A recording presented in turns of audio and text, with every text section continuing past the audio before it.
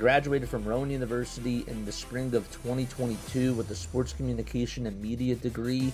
I got to actually call minor league baseball and G League basketball games while I was in school. And then I graduated, and as soon as I graduated, I went to NFL Films in Mount Laurel, New Jersey. And as much as I loved that experience, I miss putting on the headsets. I decided, you know what, talk is cheap.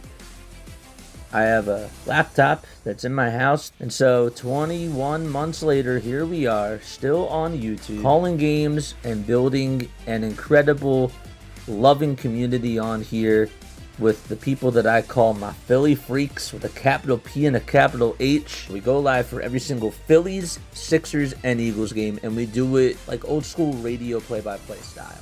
I'm Jason Joseph, and this is Play-by-Play with JJ. I showed a swung on, barreled out to right field. Bye-bye baseball. That baby is long gone.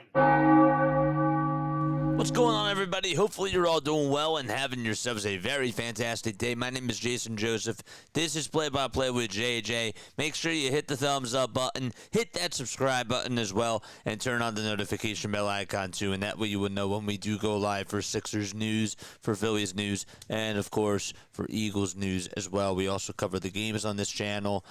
So we got the Sixers taking on the Phoenix Suns tonight. No Joel Embiid and no Paul George either for the Philadelphia 76ers. The Suns are coming off of a game that they ended up playing last night, and so are the Sixers, of course. So both teams are technically on a back-to-back. It's a traveling back-to-back, though, for the Phoenix Suns, who, by the way, did beat the Brooklyn Nets last night, 126-117. They have actually won their last two games in a row. More on them in just a few seconds. Before we even dive on into keys and all that sort of stuff, I do want to hear what your final score predictions are down below, and I also want to say hi to everybody in chat. Shantae is here, Ray is here, Dexter is also here as well, and Hardcore for All is here. What's going on, chat? How you guys doing? I'm really happy to see you guys tonight. Let's get a little bell out of the way. Whoops. Let's do that again. The volume wasn't all the way up. There we go. That's a lot better. Yeah, okay, so the Phoenix Suns, they're 26-17 on the season. As we did mention before, that they have won their last two games. They beat the Nets. They also beat a really struggling New York Knicks team, which is just crazy to think about. But the Knicks have just really been so bad ever since they played against the 76ers. But yeah, so in the last game, Dylan Brooks did have 27 points, and he really went off in that game for Phoenix. Devin Booker, who's been having himself a really good year once again, not really a surprise there. He had 24 points.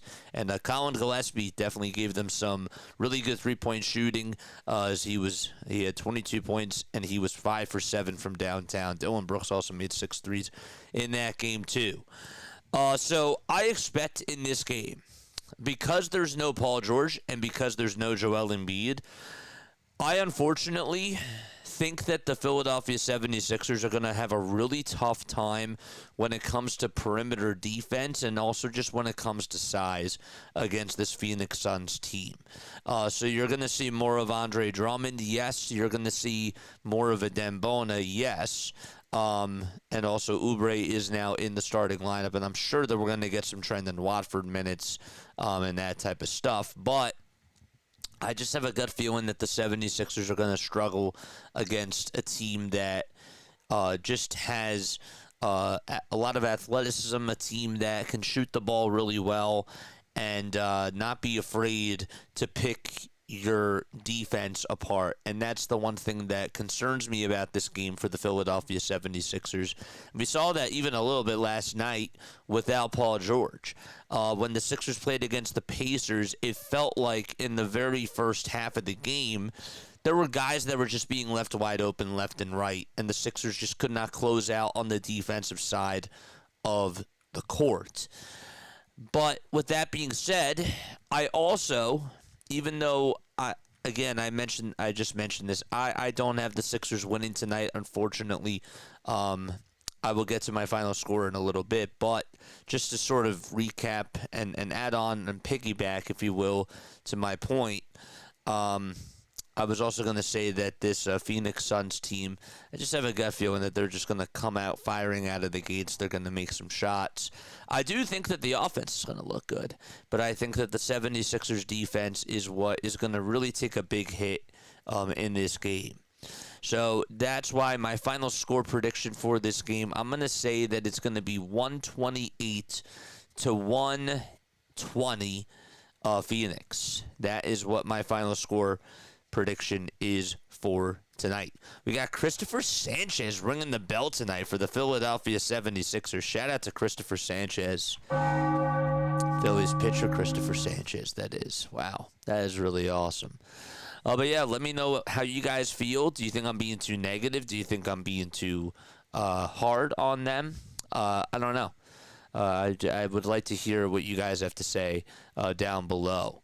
The other thing, too, to watch out about this Phoenix Suns team is that they play very up-tempo. They have a very rhythmic offense that they like to run, where guys are not only just running up and down the court, but they're going to try to find ways to get open shots, just to get open looks. They make a lot of screens, and they'll make teams pay if you just take your foot off the gas pedal and if you leave guys like Grayson Allen wide open. And Allen, last year, he was phenomenal from three. This year, I mean, during the month of January, he's shooting 35% from downtown, but don't necessarily look at that because over his last 4 games, he's been pretty terrific from beyond the arc. He's made at least 4 threes in each of his last 5 games.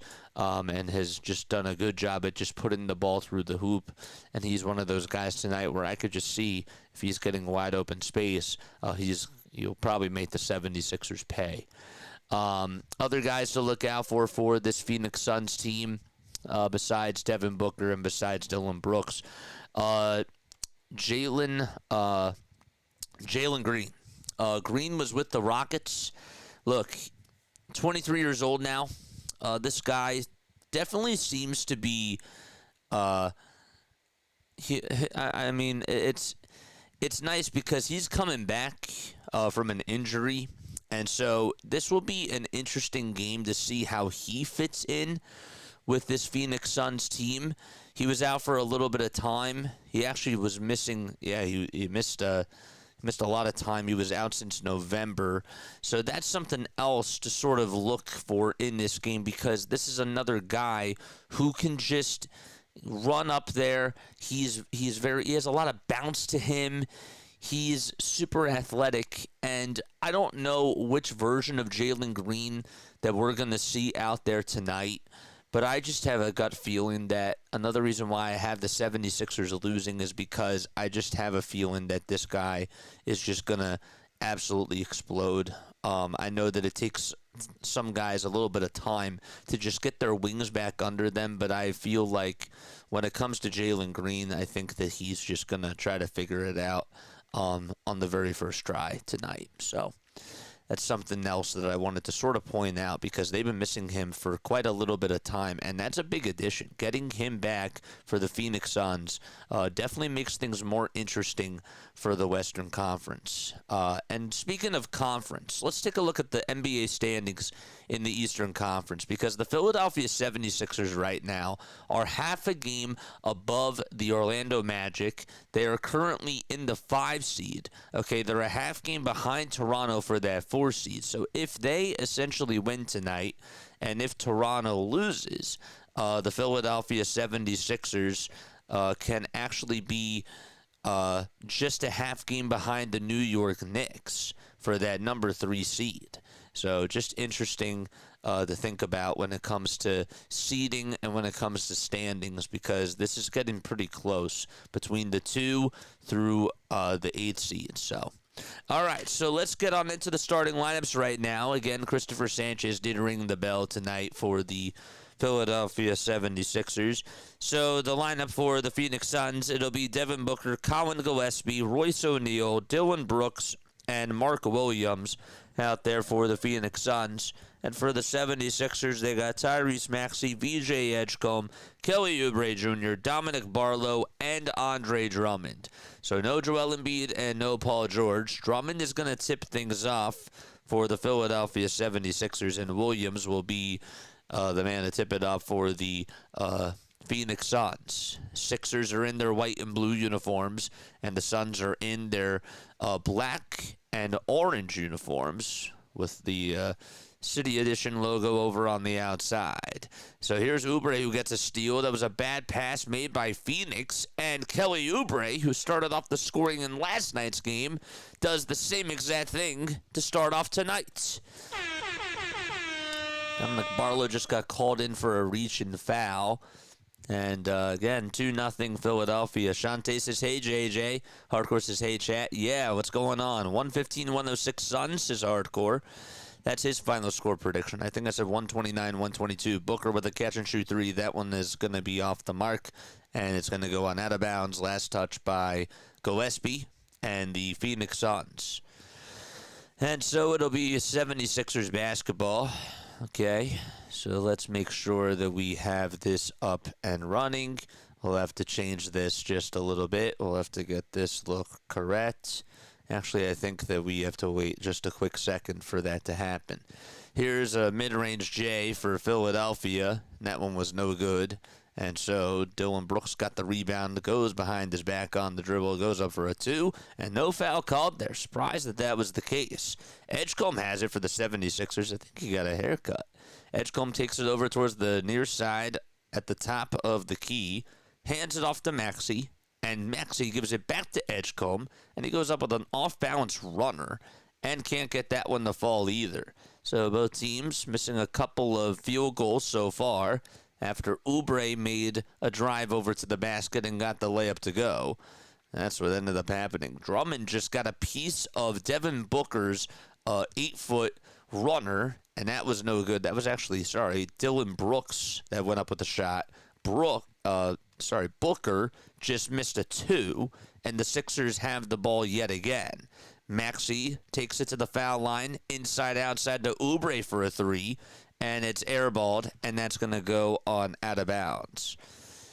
All right. I don't know why. For some reason, I have something in my nose really quickly that I have to get out. So let me just turn off the camera really quickly. 10 minutes left to go here in the first quarter, and we have another whistle called, and that's going to go against VJ Edgecombe.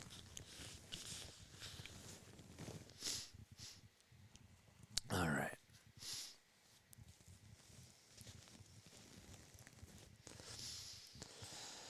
All right, let's turn this back on. Oops, that's not what we wanted. Here's an inbound for Phoenix. They try to attempt a three, and it won't fall, but they get an offensive rebound. Royce O'Neal on the second try can't get the three to go either. And VJ Edgecombe is going to come up with it for the Philadelphia 76ers. So the Sixers have actually been getting rebounds, and they've been playing pretty good defense in this game so far, just not able to hit shots as Maxey misses another three. Offensive rebound by Barlow, and Edgecombe connects on the other side of the left wing. And the Sixers lead at 5-zip.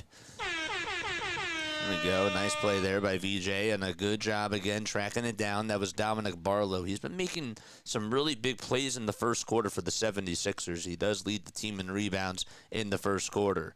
Booker on the drive over to the basket, tries to lay it up and in, and a very late whistle called against Andre Drummond as Booker was looking to make his way downhill, and Drummond gets called for the foul. Referees for tonight's game, we got Scott Foster out there, Ashley Moyer-Gleich, and Jonathan Sterling. I don't think Scott Foster has officiated a lot of Sixers games this year. He usually does. First free throw, it's good, by Devin Booker, who's been in the league for quite a little bit of time. He's now 29 years old. Over his last 15 games, averaging 25.5 points per game. And over his last three, he's scored at least 24. And so he makes foul shot number two. It's 5-2 76ers. The former Kentucky Wildcat, taken as the 13th overall pick in the 2015 draft, is able to give Phoenix their first 2 points. Oubre slicing and dicing towards the rim. Can't hit the layup, and O'Neal comes up with his miss. Phoenix looking to try to take advantage on the other side. Dylan Brooks made a 2, but they're not going to count it. They're going to call an offensive foul, or a turnover, I should say, on Phoenix. So it will actually be an offensive foul on Dillon Brooks. Mark Williams still out there for the Phoenix Suns. Let's go. What's going on, chat? How you guys doing? Toronto's not losing tonight. Dylan over 16 says LO. LO Elfie. Thanks so much for being on here. 7-2. Andre Drummond did just dunk one in for the 76ers, and they get back on defense once again. Booker is not able to hit the layup. VJ Edgecombe almost made a stop there, and then Andre Drummond had to get out in front of Devin Booker, and he did, and contested it very well. There's a foul on the other side as the Sixers try to be aggressive, and it's going to be on Phoenix. Earth Mysteries here. He says, what's up, JJ? Celtics lose to Pistons last night by 1 in Detroit. Brown missed the final shot. Yeah, I saw that. 140 to 105, 76ers. So VJ is going to go to the line, and he will attempt 2 free throws. He does not connect on the first one. Hit the front side of the rim. VJ is 20 years old. Over his last 3 games, he's averaged 10 points per game in just a little bit under 33 minutes. He does connect on the second foul shot, though. His free throw shooting this year really hasn't been so impressive. He's shooting 76.5% from the line. You'd expect better. Booker with a mid-range J. Won't buy a bucket that time. Offensive rebound by Williams. And an outlet pass to a 3, and that's up and no good. Drummond does try to corral the miss, and he does get fouled. It was Royce O'Neal who ended up shooting the 3. They actually gave Oubre the credit for the defensive rebound, even though it did go on into Andre Drummond's hands to catch it. But there's a foul on Colin Gillespie, and the Sixers will inbound it yet again. An 8-2 start for the 76ers. Suns, though, not shooting the ball well. Sixers defense has been really strong, though. Edgecombe catching, putting up a 3 at the top of the perimeter, and it's going to go in and out. And they got to get back again over on defense. Brooks on the drive to the basket, steps back, launches a mid-range J from the left elbow, and connects on the line drive laser. And now it's an 8-4 ball game. Maxey crosses over, gets the ball knocked away by Devin Booker. Easy pick for him, and he'll solo it and take it right over to the cup. And now all of a sudden, within the blink of an eye, it's a 2-point ball game with 7:13 to go in the first quarter. Not really good. Not really good on Tyrese Maxey's end with the way that he dribbled that ball. That was just an easy pick for Devin Booker. Maxey at the Sixers logo as the Sixers move from right to left. He crosses over, goes behind his back, passes it back to Oubre for a 3. It would have been a nice assist there, but it didn't go on in, and the ball goes out of bounds off of Devin Booker's hands. I thought maybe it got Drummond at first, but nope, it got Booker last. So the Sixers will take a timeout, and so will we. We'll be right back. 6:55 to go in quarter number 1. Be right back.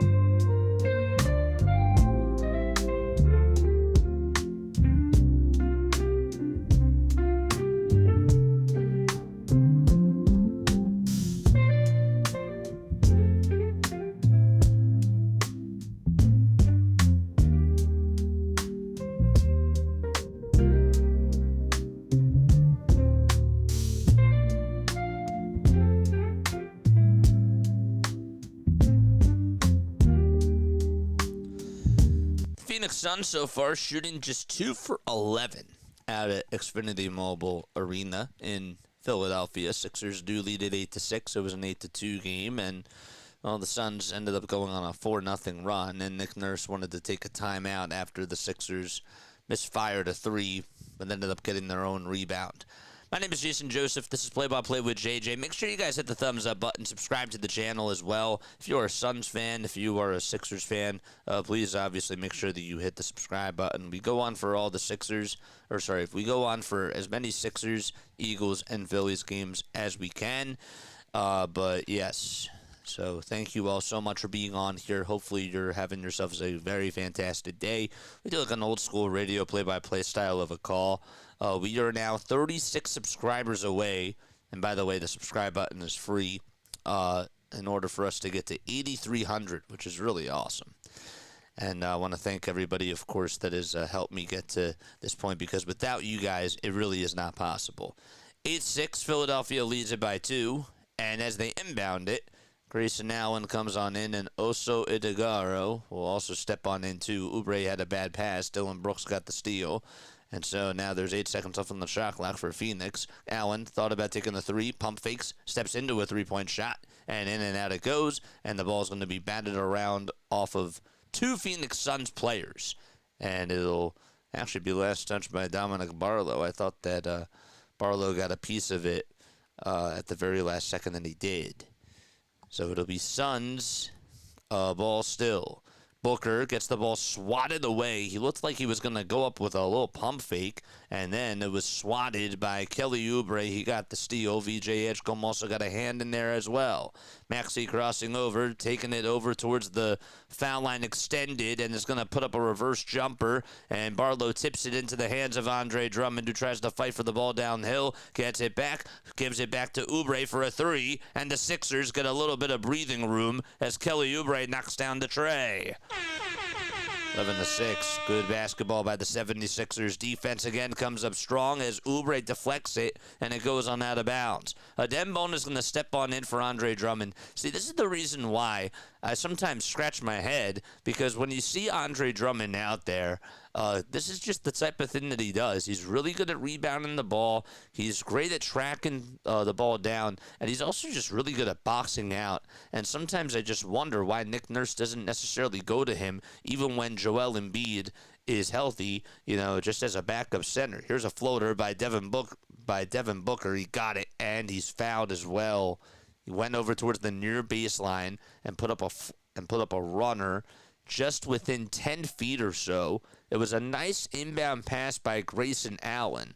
Barlow is guilty for committing the foul, and will have an and-one opportunity right now. Devin Booker averaging 25 points per game, 6.5 assists as well, and 4.1 rebounds per game this season, and he capitalizes on the and-one opportunity. It's now an 11-9 game. Sis Reddy is here. What's going on, Sis Reddy? How you doing? Andrew's also here as well. Thank you so much for being on here. Edgecombe spins around, turns around, puts up a 2, and he got it. Just an off-balance shot, and VJ Edgecombe makes it just within 20 feet. 13-9, Sixers up by 4. Excellent shot there. Maxey nearly came away with a steal. Now has to play defense, but he's going to be called for a foul. It was Jalen Green who's making his way back in the game for Phoenix. He'll go to the line for 2 because the Sixers have, the Sixers are over the foul limit, and Phoenix is now in the bonus. It's the first of 2 matchups between the 76ers and the Suns. The next time that they do play, it'll be out in Phoenix on February 7th. Green's first free throw, he'll knock it on down. The lineup for the Suns, they got Brooks, Booker, Iguodaro, Allen, and Green. And the Sixers have Maxey, Edgecombe, Walker, Bona, and Grimes. Jabari steps on in for Kelly Oubre Jr. Here's the second free throw. Count it. It's good. Tyrese finest sell that taco, huh? Says Chosen One. What's going on, Chosen One? How you doing? Sell that taco. What do you mean? What do you mean selling that taco? Well, he has no points so far. Is that what you mean? He's selling out for you? VJ Edgecombe takes it over towards the near side, puts up another elbow J. Bingo! 15-11. Sixers up by 4. VJ Edgecombe has been doing good so far. 8 points for him. And another foul again on the other side. Is that going to be on Tyrese Maxey? Because I'll tell you what, the Phoenix Suns, give them credit because they've been initiating a lot of contact. And it is on Maxey. That's his first foul. He says, I'm good, Brody. What's going on, man? How you doing? 6th grade roller is here. What's going on? 15-11. Yeah, I might be a little bit behind on the score, and I apologize. There's nothing that I can do about it. A lot of other content creators get the same sort of complaints, too. Yeah, that's what I meant. No, you good, man. You good, dude. 15-12 now is the score, as it's now a 3-point lead for Philadelphia. And foul shot number 2, that's good. Taco Tuesday special bets on Prize Picks. Ah, gotcha. Gotcha. Okay, makes a lot of sense now. Grayson Allen is 2 for 2 from the line. That's how he gets his first 2 points. Sixers have Bona out there, and he hands it off to VJ Edgecombe. Here comes a screen. Edgecombe gets the baseline, off-balance J again. He's unconscious. I mean, he's hitting all these shots. He has scored 10 of the 17 points for Philadelphia. Green looks to drive it inside, hands it off, and the layup is good by Phoenix. Right there was Iguodaro, and he was just able to make the layup. The rest of the team for the Sixers, they have 7, as we just mentioned, and Edgecombe has 10. Walker on the perimeter, looking to hand it off to Tyrese Maxey, and he does. Maxey takes about a few jab steps, and now dribbles back to the top of the key. 5 seconds left on the shot clock. He'll take it towards the lane, put up a floater, no good. Offensive rebound by Bona, and Bona is fouled on the attempt of a layup. Please shout out my friend Isaac. It's his birthday. John, shout out to your friend Isaac, and happy birthday, Isaac, baby! What's going on, man? Don't forget to like, don't forget to subscribe. 1815 Philadelphia. Whoever did just subscribe to the channel, shout yourself out down below. Thank you so much. We are now 35 subs away from the 8,300 marker. Bona at the line for 2. The first one, it's good. Isaac says it's my birthday. Shout me out. I just did, man. I just did. LP Sigma is also here. What's going on, LP Sigma? Guys, final score predictions. Comment them down below. I would love to hear what you guys have to predict about this game. And also, if you are on here for betting, what are your bets? Just out of curiosity. 18-15. And so, here's the second free throw. That's good by Adem Bona. He cashes in on both of them. Excellent. 19-15, Philadelphia up by 4. And here's a layup. That one is up, and that one is good. Big shout out to Isaac. Happy birthday, man. One last time. 19-17, you are the man.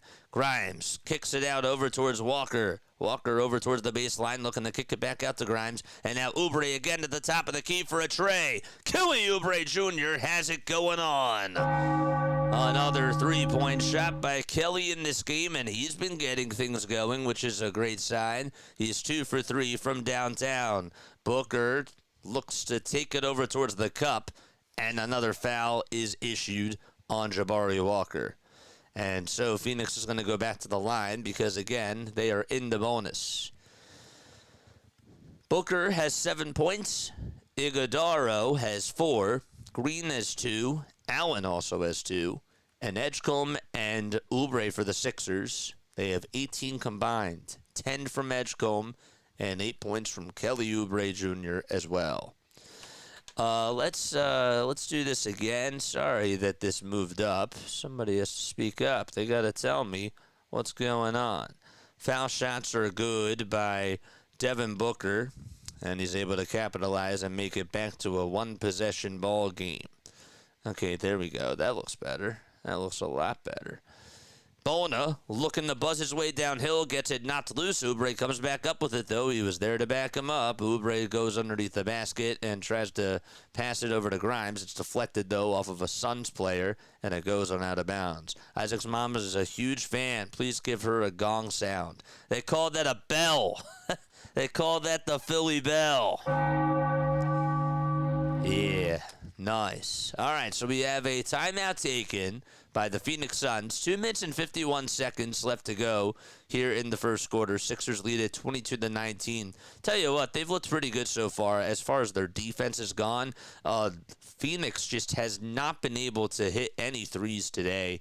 They're 0 for 5, and I know that it's going to be really hard to keep them in check, but overall, the Sixers' perimeter defense has looked really strong. And again, there's no Paul George and there's no Joel Embiid in this game. Jalen Green also just is coming back for the first time for Phoenix after missing a little bit of time. He was actually out for a couple of months. So he's looked pretty good so far, too. Booker, again, has 9 points. He's been getting to the line. He's made all 5 of his free throws. Also has 1 assist as well. Yes, big shout out to chat. Big shout out to chat. What got you guys into basketball? For those of you that are new to the channel, I always like to ask everybody in the chat what got them into basketball, and also where are you guys tuning on in from? I'd like to know a little bit more about you. I love the conversations that we have in chat, and it's always really nice when we are just able to, scroll through chat and see people having conversations and talking amongst each other. That's really cool. But, yeah, tell me a little bit more about yourselves. What got you into basketball? What got you into the sport? How'd you find me? All that jazz. All that stuff. My dad is also a huge fan. Please shout him out with a gong. His name is Oxlong. All right, this is my last shout-out, man. This is my last one. Mike, big shout-out to you. Yes, sir. Yes, sir. Shout out to Mike. Shout out to Mia. Shout out to everybody. Shout out to Isaac. You guys are the absolute best. Let's go.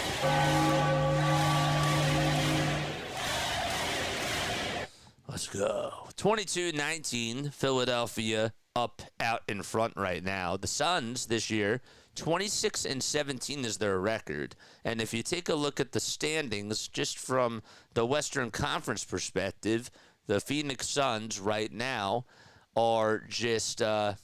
I said they're 26-17, so they are technically, if the regular season ended today, they'd be a play-in team. They're really tied with the Los Angeles Lakers. They're both 9.5 games in back of OKC, but really the second seed is where everybody's really close. But yes, they would technically be a play-in team. They beat the number 7 team. And the Warriors are also number 8 right now. Tough news for them with Jimmy Butler.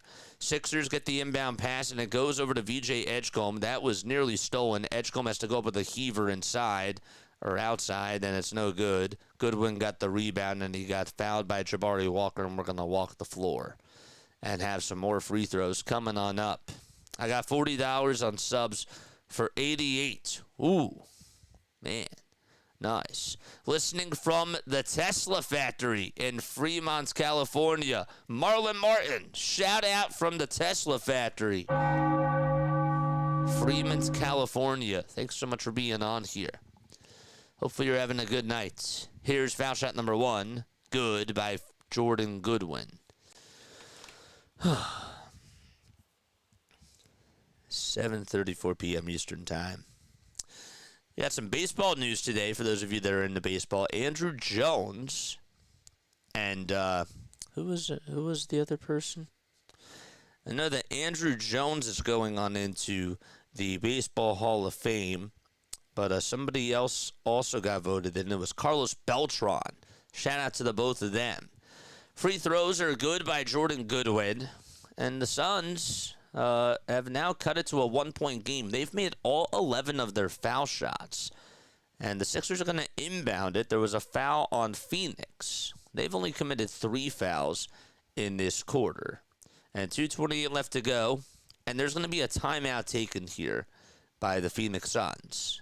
They will take their second timeout of the game. 22-21 is the score. George says, I'm from Kyrgyzstan. I hope I said that correctly.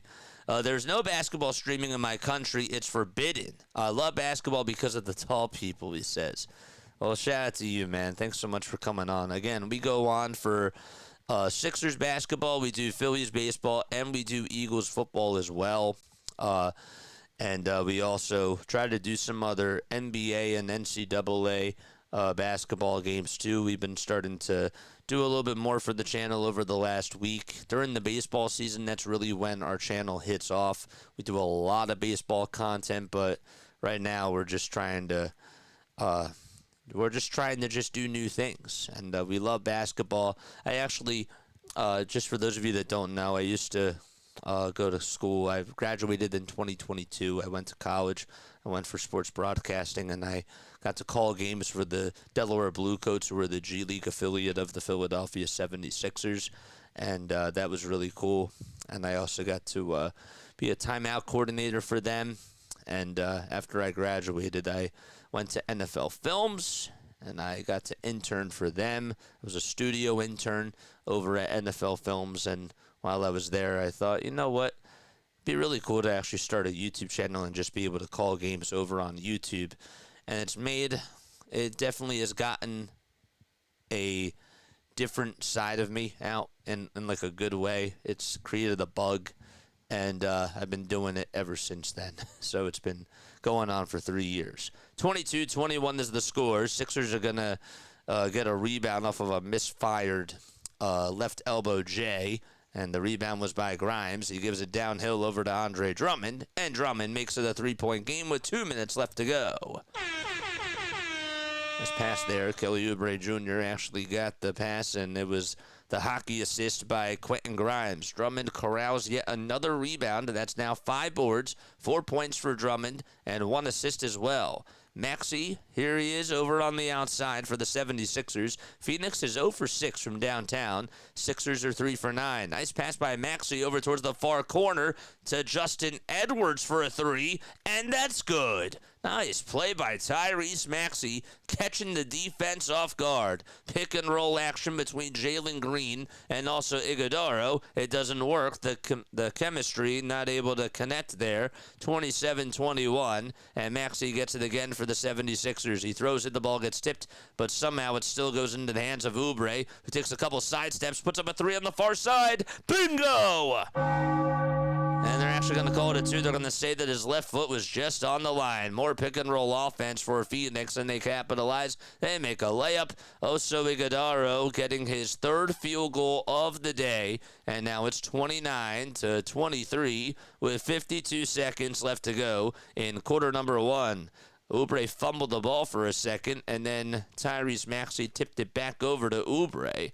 And Maxey gets it with 5 seconds left on the shot clock. He passes it to Oubre, another 3-point shot, and it was just a little bit short. 35 seconds to go in the first quarter as it's coming down to the end of the first. A little bit of some pick and roll action again. Jalen Green gets a little bit of some space, finds a little hole, attacks the rim, gets a right-handed layup to go, and the Sixers are going to settle for one more possession. There's about 2 seconds differentiating the shot clock from the game clock. 15 seconds to go. Tyrese Maxey past half court for Philadelphia on the Sixers logo. Here comes a screen set by Quentin Grimes. The defender is switched on him as Jalen Green guarded him. Maxey with a bounce pass to Grimes for a 3 at the top of the perimeter. Won't go. And the rebound by Phoenix. Outlet pass and a shot that's up by Goodwin. It's good.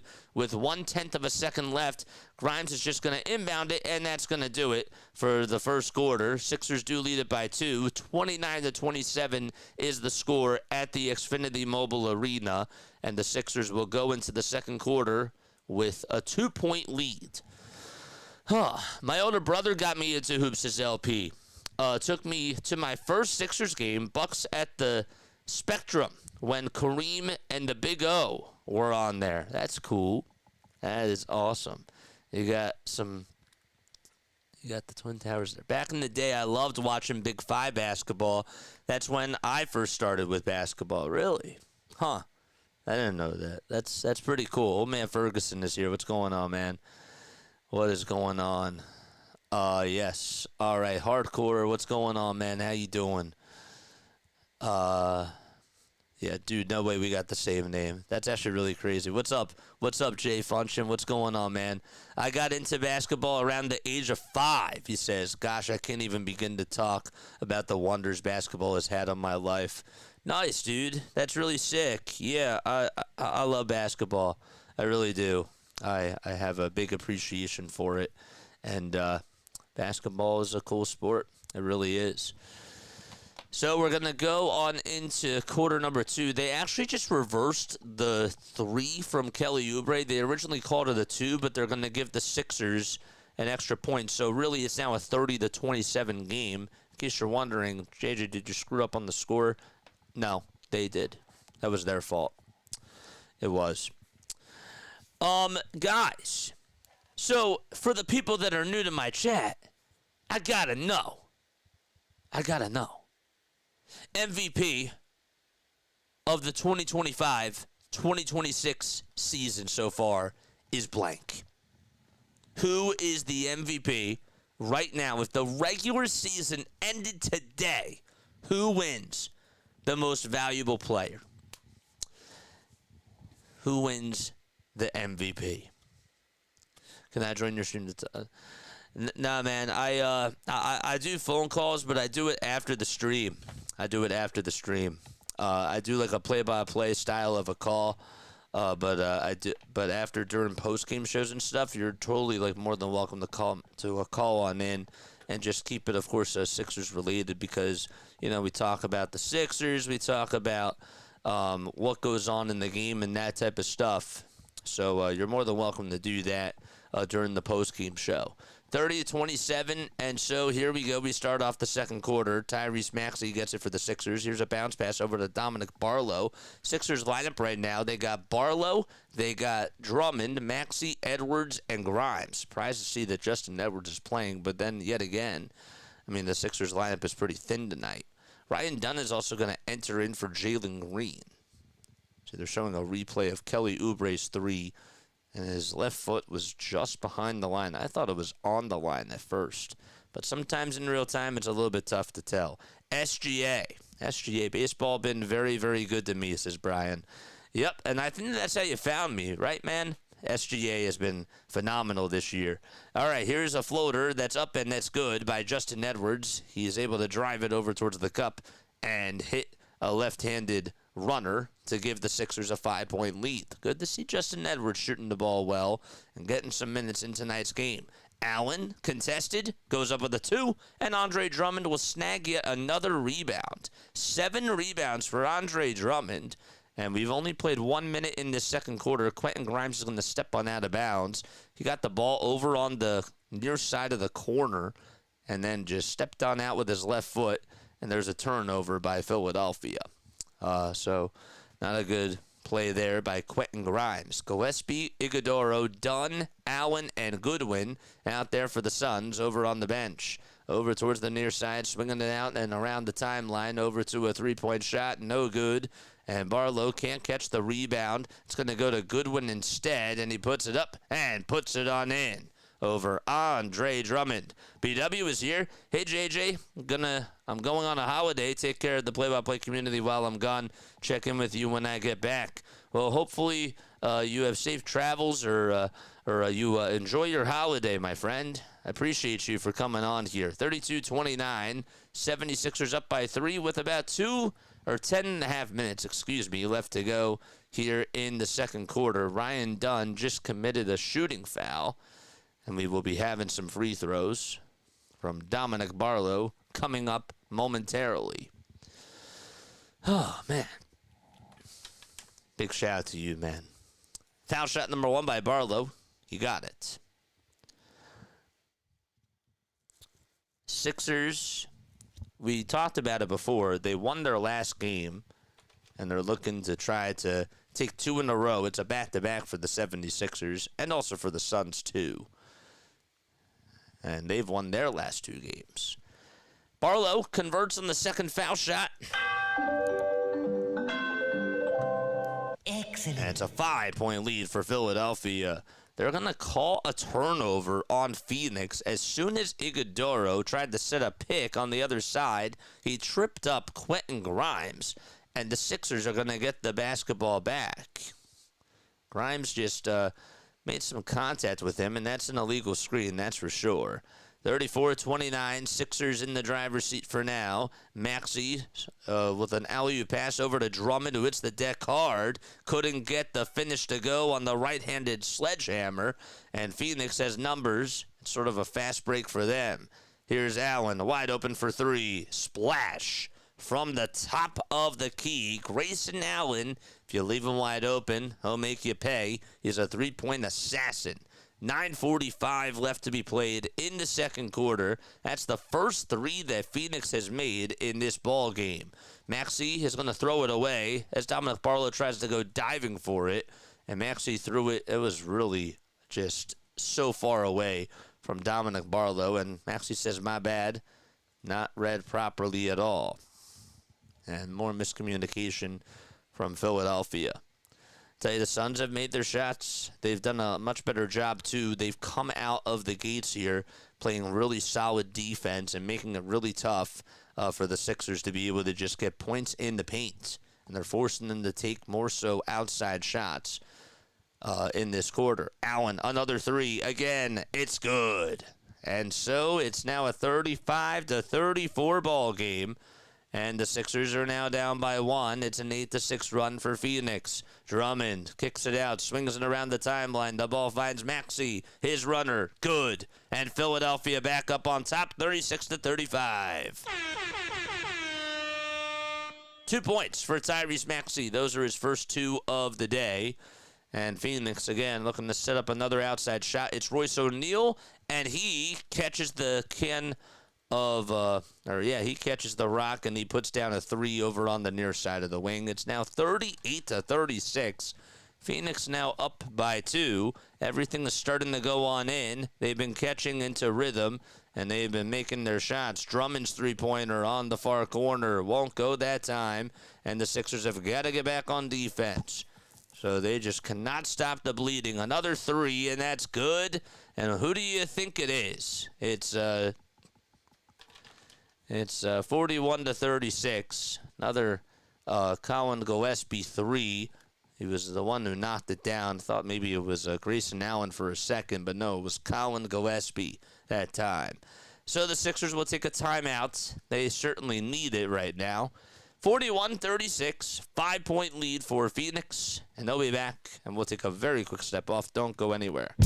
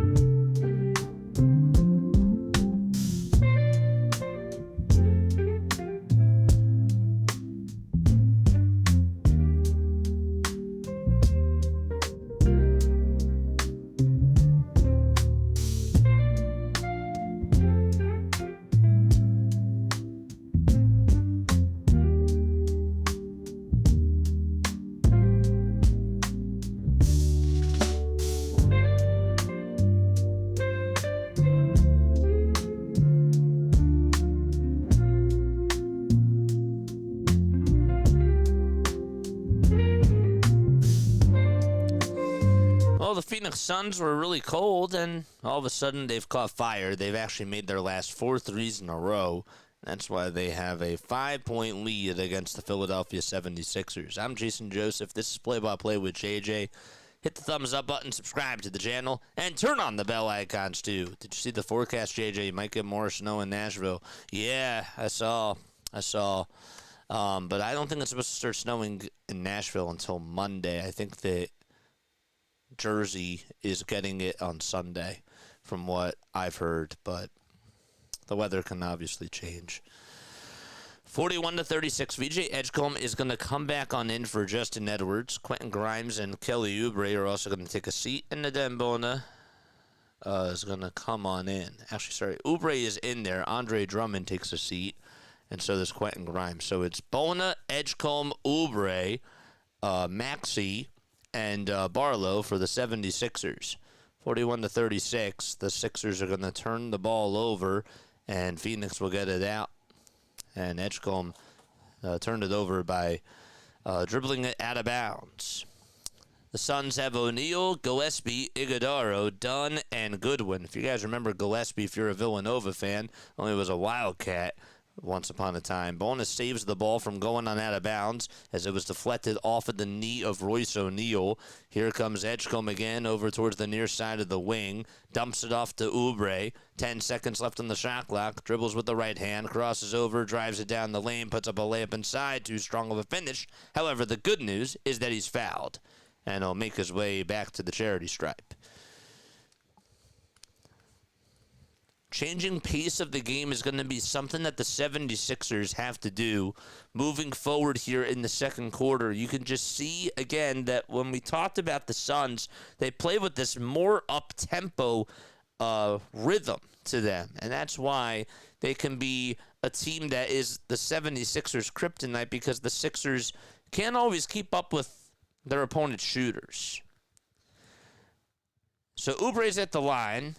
He'll take about 2 dribbles, and he will shoot the first free throw, and it's nothing but nets. Foul shot number 2. That one is also a swisher as well. Excellent. All right, it's a 3-point deficit now for the 76ers. 7:20 left to go in the second quarter, and another foul as Phoenix gets it into their own side of the court. And it's on Oubre. It was a personal foul. Long ball says, Andrew finally made it. Congratulations, my friend. Yep, we just talked about it. Here's a handoff pass that goes over towards the near side. O'Neal catches, puts up a tray on the far wing, and it's going to be airballed, and it's going to go on out of bounds. Shot it just way too short, and the Sixers look to try to either tie the game with a 3 or cut it to a 1-point game. Brooks is back on in for Ryan Dunn. Dylan Brooks, 2 points and 2 rebounds for him tonight. Again, coming off of a 27-point performance. That's his second 27-point performance of the month. Edgecombe's floater for the Sixers, too strong. And Phoenix looking to advance the ball again and add on to their lead. The ball gets deflected. Bad pass there by Gillespie. Intercepted by VJ Edgecombe. Maxey back to Edgecombe on the perimeter. And Maxey will reset it again. He's at the Xfinity Mobile Arena sign. Takes it downhill. Puts up a floater. Released it a little bit too soon. Barlow tries to fight for the loose ball. And it's going to go on out of bounds. Phoenix ball.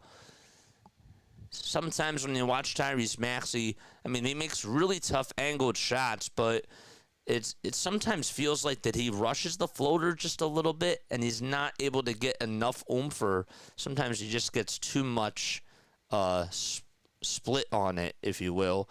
41-38, 6.5 minutes to go in the second quarter. Pick and roll offense, but it's intercepted by Barlow, and Barlow throws it down Broadway, and now it's a 1-point game. Devin Booker looking for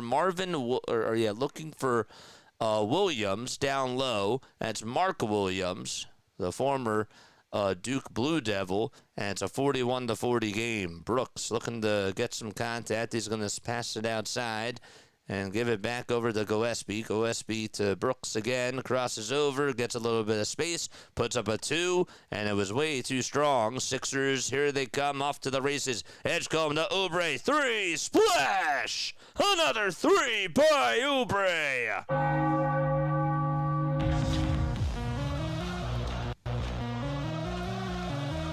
The transition offense is working for the 76ers every time that they're able to advance the ball and play strong defense. And Oubre's three gives the Sixers the lead, and they'll be back. Nice.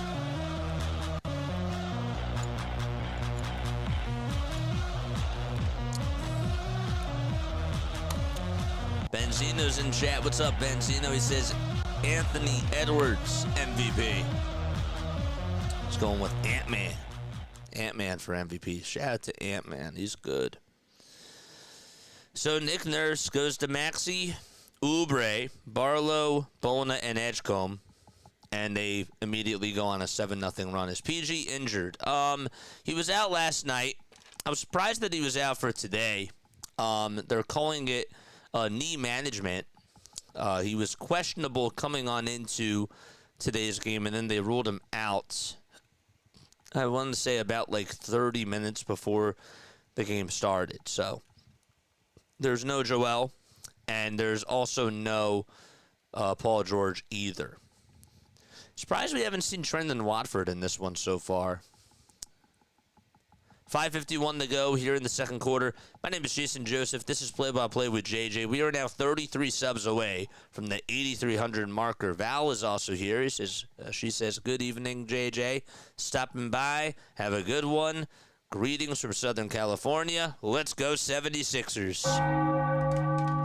That's how you do it. That's how you do it. You come on in. You say hi.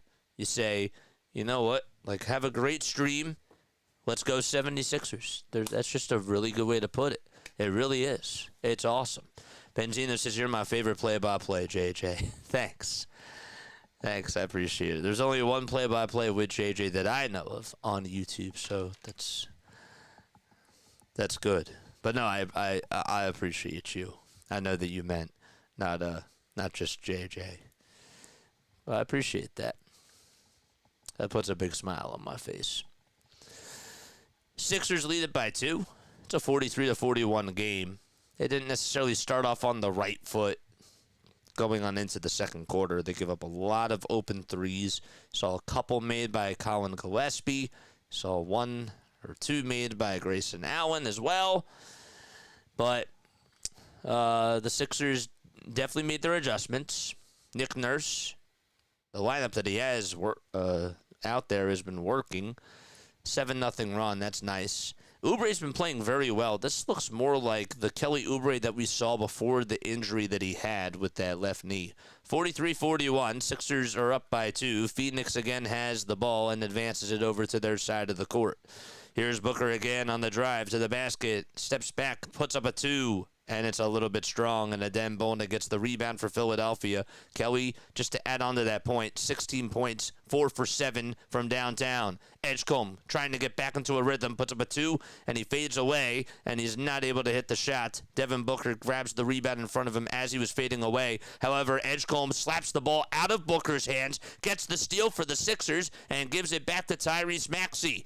Can the run continue for Philadelphia? That's the question. And well, VJ Edgecombe just turned it on over. He just got called for a travel. 5:02 after making a really nice defensive stop on Devin Booker. He just blew that thing up, and now they got to get back on defense again. Booker trying to get some space, goes up with a 2, and a good job by Adem Bona to provide some pressure as Devin Booker was looking right at him, and he mistimed it. Oubre, another 3. Needed the heat check there. Offensive rebound by Bona, and a kick out to Barlow. His 3-point shot, that one won't go. Oubre tries to tip it up and in, and that's no good either. I'll tell you what, though, Oubre and Bona did a great job with the hustle down low on the glass, even though they weren't able to come up with 2 points there. Devin Booker, great defense by Edgecombe. Better offense by Devin Booker. It was a turnaround jump shot just inside the lane, about a couple of inches inside from the nail, and the Sixers are tied 43 apiece. And so Maxey gets a 2, and now we're untied. It's now 45-43. Brooks tries to inbound it. It's stolen by Maxey, and Maxey puts up a 3 on the other side. It's no good. Here we go. Here comes Grayson Allen over on the other side or Devin Booker, that is, going up on the other side with a layup. It's denied by Tyrese Maxey. Edgecombe gets a rebound. Allen just blocked Kelly Oubre's floater, and so he got the rebound. Here's an outlet pass and a 3 by Royce O'Neal. He got it. That was quite a sequence of events. Great defense from both sides, and Phoenix finally able to put a little exclamation point on that run from Philadelphia. Edgecombe with some space, launching a three, misfiring it, and Phoenix comes up with it again. It's Grayson Allen who snags yet another rebound. That's his second, though, of the game. He hasn't had too many of them, and there will be a stoppage in play. 46-45, Phoenix up by 1 with 3:21 to go. There was a foul on Oubre, and we have a couple of substitutions.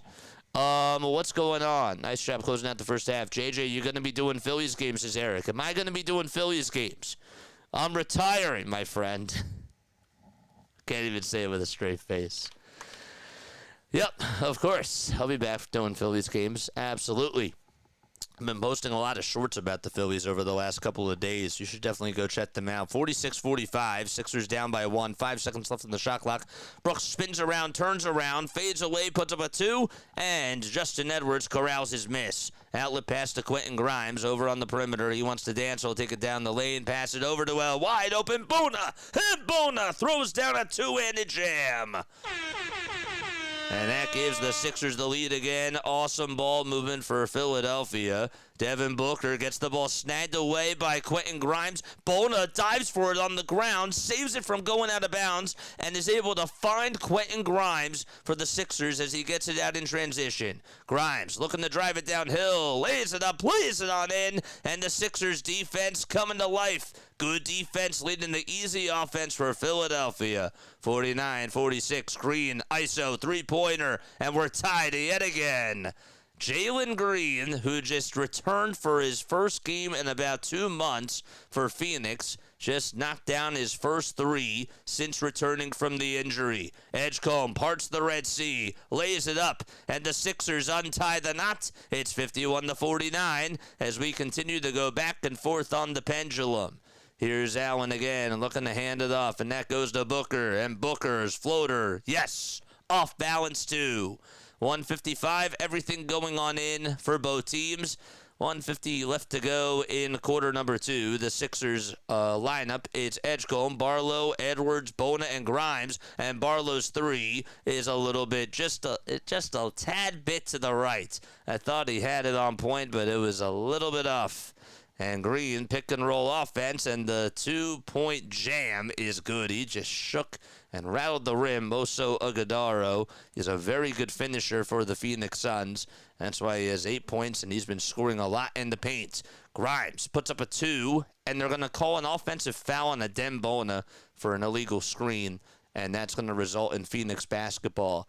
As far as the turnovers go for the 76ers in this first half, the Sixers have turned the ball over 8 times. The Suns, they've turned the ball over 10 times. Sixers shooting 6 for 20 from 3, and the Suns are 6 for 14 from downtown. Good play by the 76ers. Adem Bona just blocked Jalen Green's layup. Edwards back over to Grimes, driving it down the lane, puts it up, and another 2 by Quentin Grimes. A lot of lead changes within the last couple of minutes for the Philadelphia 76ers, and there's 55 seconds left to go in quarter number 2. Another handoff pass that goes to Jalen Green, who's blitzed by Justin Edwards. They kick it out to Brooks. His catch and shoot 3 is a little bit short. And Grimes snags his 4th rebound of the game. Edgecombe just lost his dribble. Bona tries to pick it up over Booker, and we have a whistle with 38.1 seconds left to go in quarter number 2. They're going to call a foul on the Sixers. We'll see. But nonetheless, we're tied 53-53. And my bad, Quentin Grimes, that was his 3rd rebound, not his 5th. Adem Bona got called for a kicked ball violation. His foot technically did hit the ground. I didn't know if that would be called a kicked ball, but it is. And so Phoenix looking to attack on the other side. They do, and there's a foul. The shot didn't go in. But the Sixers will foul, and Phoenix will look to try to get back on top. Hey, JJ, how you doing? What's up, Jacob? How you doing, man? What is going on, my friend? Good to see you. I haven't seen you in a while. Had a lot of people on tonight. It's really awesome. I guess that this is what happens when football season is done.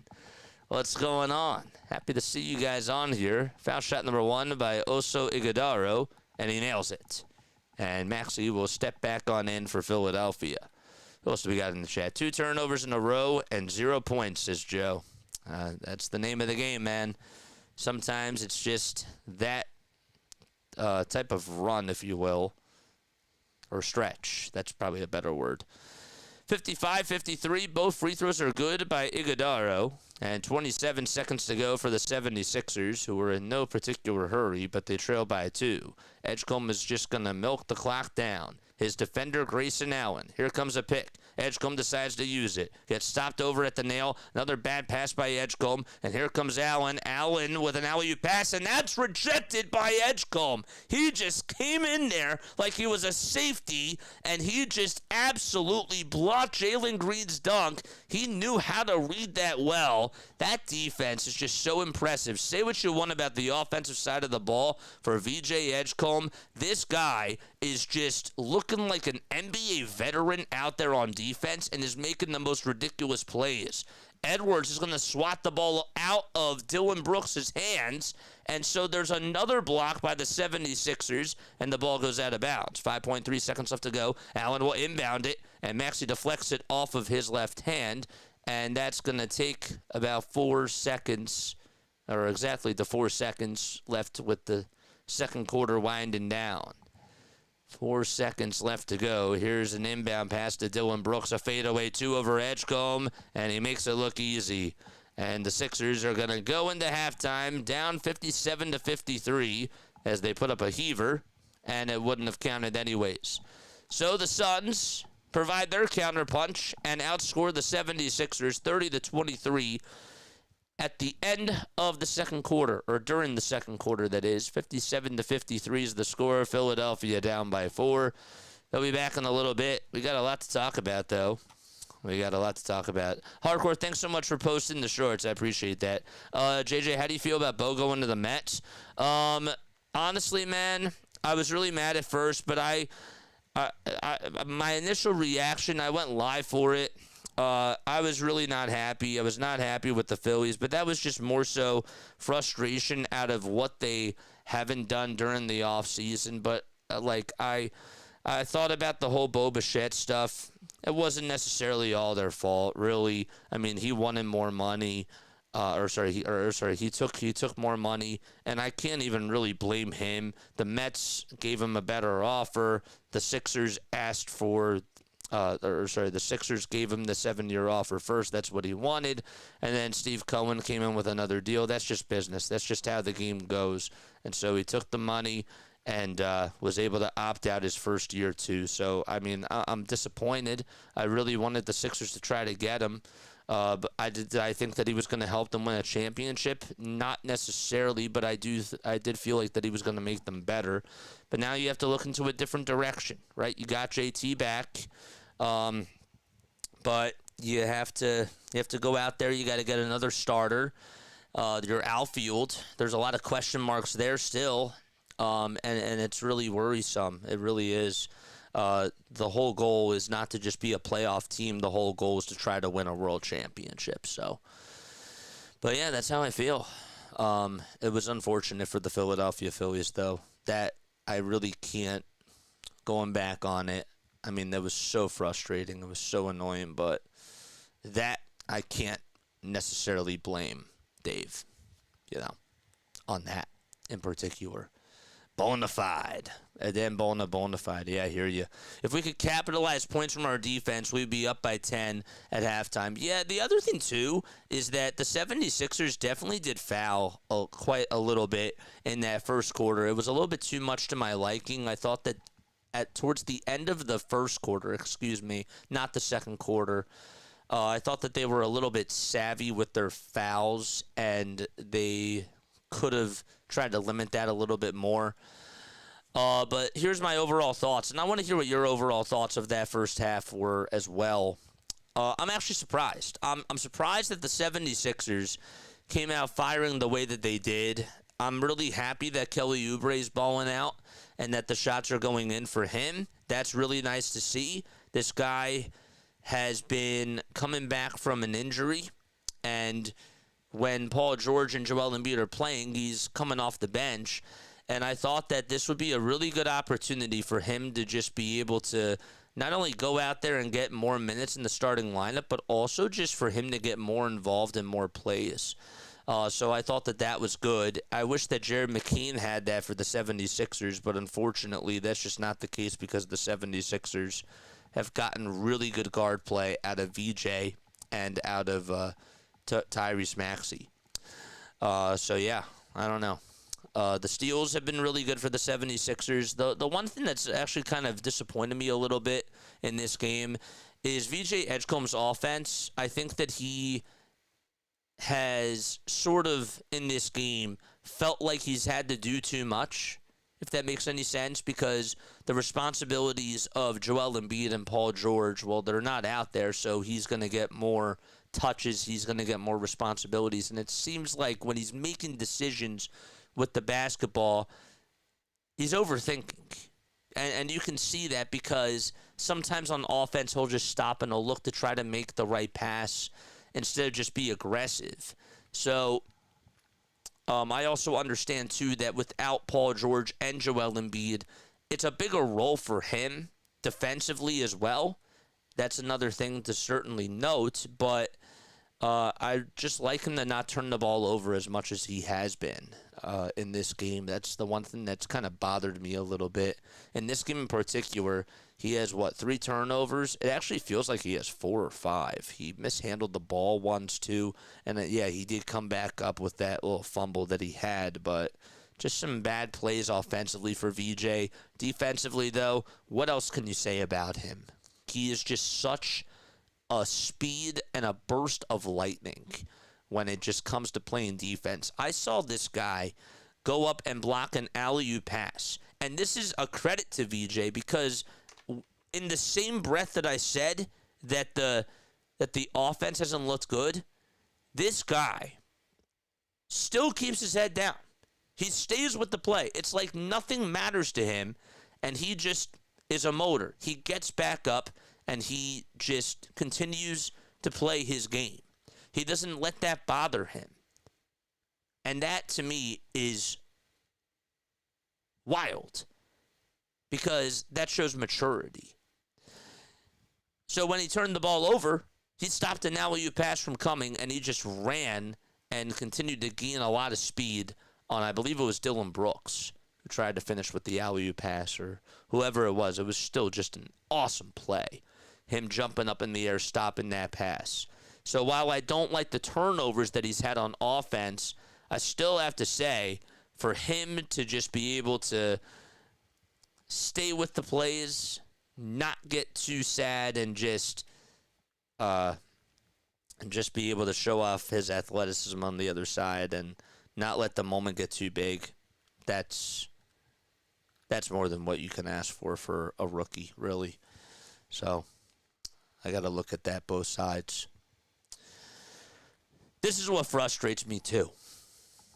Okay, Andre Drummond is a great rebounder for the 76ers.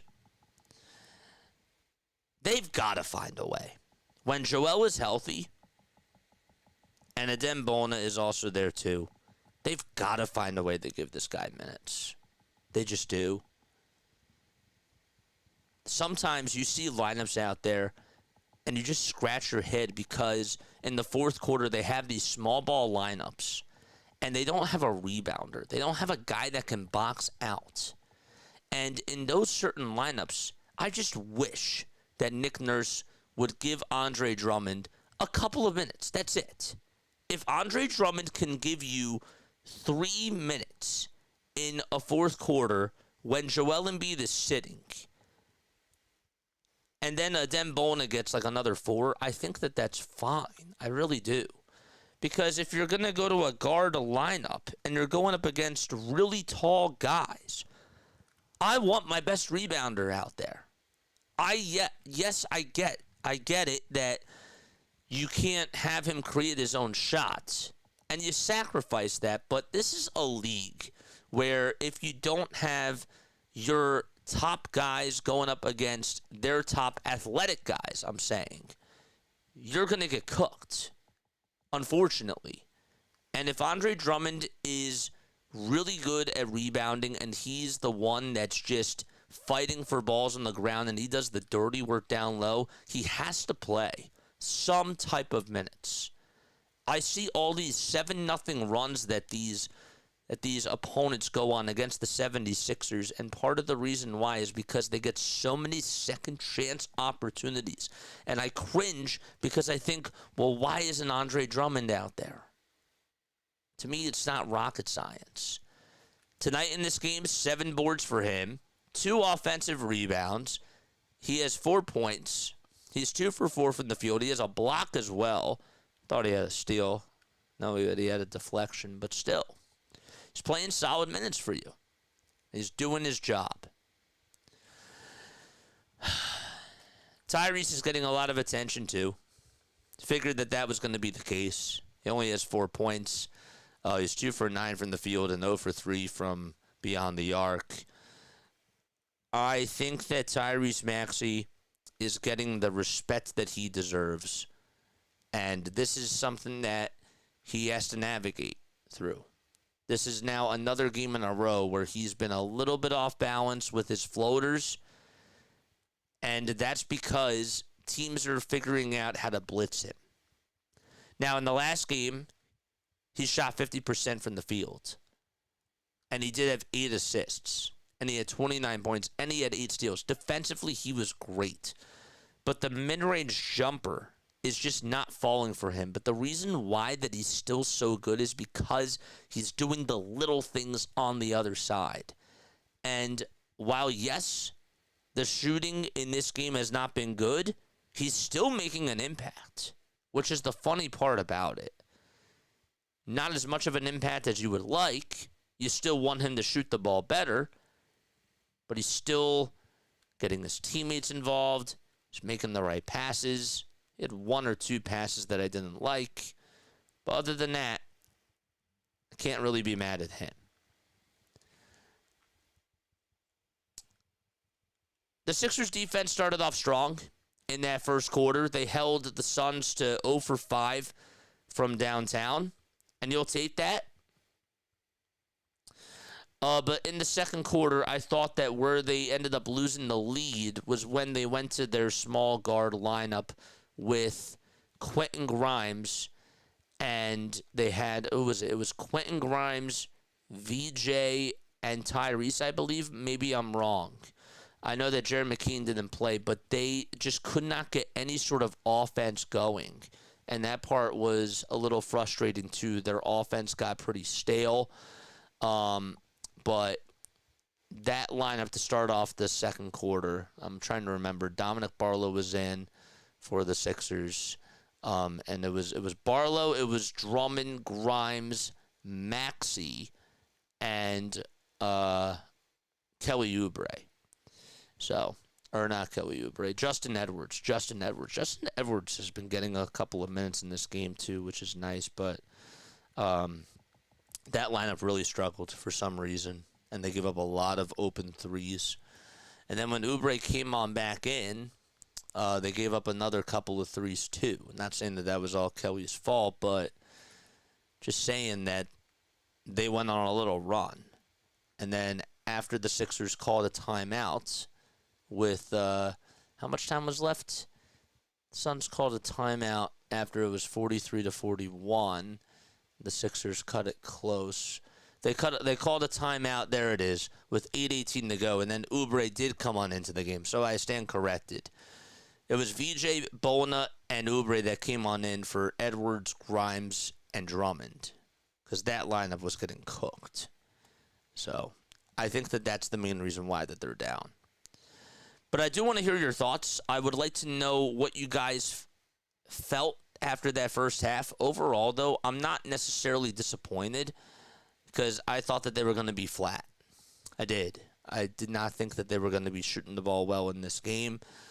And who knows what happens in the second half. I'm still not expecting them to win this, but if they do, I think that that's a big win. And that's huge. If we could capitalize points from our defense, we would be up at least 10 at halftime, says Joe. What's up, Ronald? How you doing? I remember reading that comment. What's up, Ron? I give them a B- for the first half. And again, you have to remember, right? There's no Paul George, and there's no Joel Embiid. So that obviously changes things. And guys are in different roles, and they're stepping on up. And, everybody's job changes, including Tyrese Maxey. Not trying to make excuses, but that's just the nature of the game. It's a different type of a game when you don't have a 6-foot or a 7-foot, 280-pound guy out there setting you picks and providing that force of magnitude, if you will. It's a different type of a ball game. Ray is here. What's up, Ray? How you doing? AJP is also here. Hey, what's going on, JJ? It's been a long time since I've been on here. Everybody's coming on tonight. It's really nice. Happy to see you all. I really, really am. What's going on? What's new with everybody in the chat who haven't been on here for a while? I see that you're almost at 10K, man. I remember watching you when you had like 1K. Keep rising the charts, JJ. Go 76ers. AJP!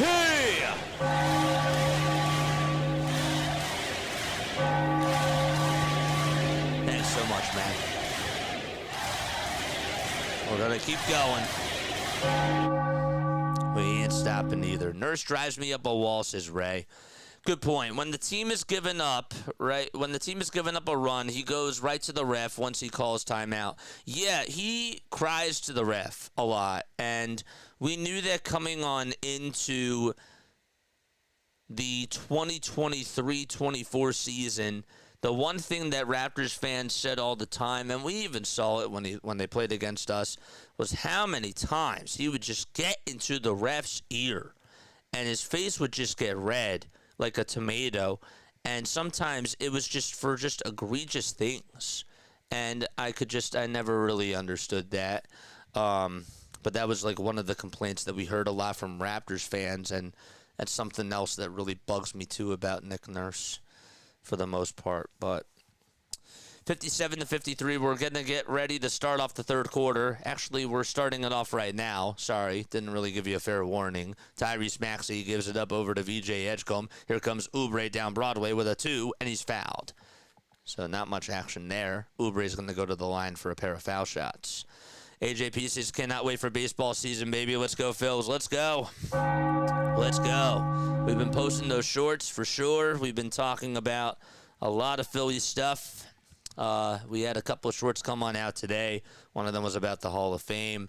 By the way, again, congratulations to Andrew Jones and Carlos Beltran for getting on in to the Hall of Fame today. That's big for them.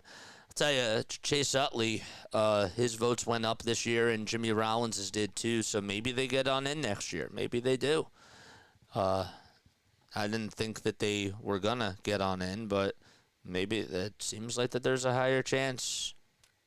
57-54, second foul shot by Oubre is no good. He made the first one. And it's a 3-point game. Sixers do come away with a steal. It was a bad pass by Mark Williams. Maxey got his first swipe of the day. And so Maxey dribbles with the right hand. Sixers are going from left to right, by the way. He crosses over, takes it over towards the foul line, and kicks it out to Edgecombe for a 3. And we're all knotted up at 57 apiece. Just talking about his offense before. Nice to see him just getting back into a catch-and-shoot rhythm on the other side. Booker, here's a little off-balance jump shot, and he hits it. He's had like 4 of those where he just doesn't get his feet set, and his footwork is a little bit off, but he still is just able to make these 2s. Maxey turns around, tries to hit a 2. Offensive rebound by Andre Drummond, who goes to work downhill, buzzes his way towards the cup, and ties the game back. Okay, Dylan Brooks gets called for an offensive foul for a little push on Barlow, and Philadelphia again is going to get the ball. Can they capitalize off of these turnovers? Well, that really is the question. Just a little bit of a push from Dylan Brooks, and Scott Foster did not like that. So the Sixers look to take the lead again. 10:39 remaining in quarter number 3. Let's go. All right, Drummond sets it up over for VJ Edgecombe, who's looking to pass. Gives it back to Drummond, a handoff to Edgecombe, gets a little bit of some space. Drummond with the screen, Edgecombe with the drive, Edgecombe with the finish, and VJ Edgecombe with 5 points in the third quarter. Nice play there. Good stuff by VJ Edgecombe. Devin Booker works around the screen set by O'Neal towards the near side, and he gives it back to Brooks. His two-pointer is just a bit off target, and Drummond with another rebound. He's been cleaning the glass. Maxey, what's he going to do? He takes it over towards the left elbow, gives it back to Oubre. Another three, and another one. He cashes on in. How many threes is that for Kelly? 17 points for Oubre in this ball game. And now actually make it 20 because he's 5 for 9 from downtown. 64-59. Sixers up by 5. A 13-2 run by Philadelphia. Here's another three by Phoenix, and they can't hit anything. Rebound by Maxey. Off to the races is Barlow, and he goes down Broadway and throws it down again. Timeout by Phoenix.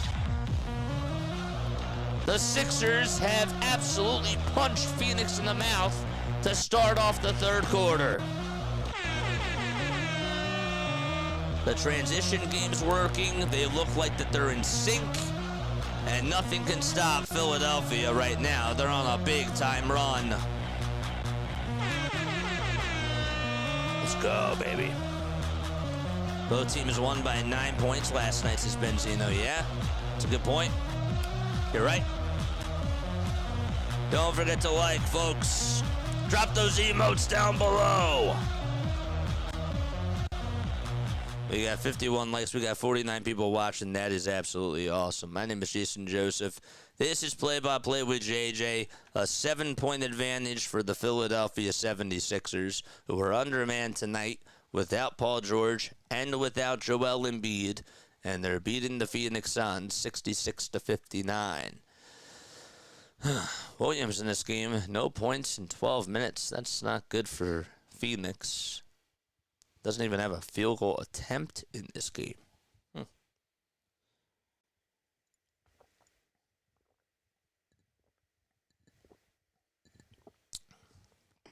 Very good rhythm for the 76ers.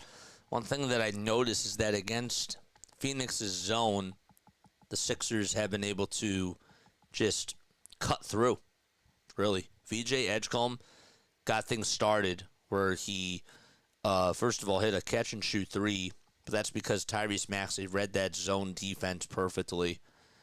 And then on the very next play, Edgecombe, with his speed, was just able to break through that zone. How do you break a zone defense?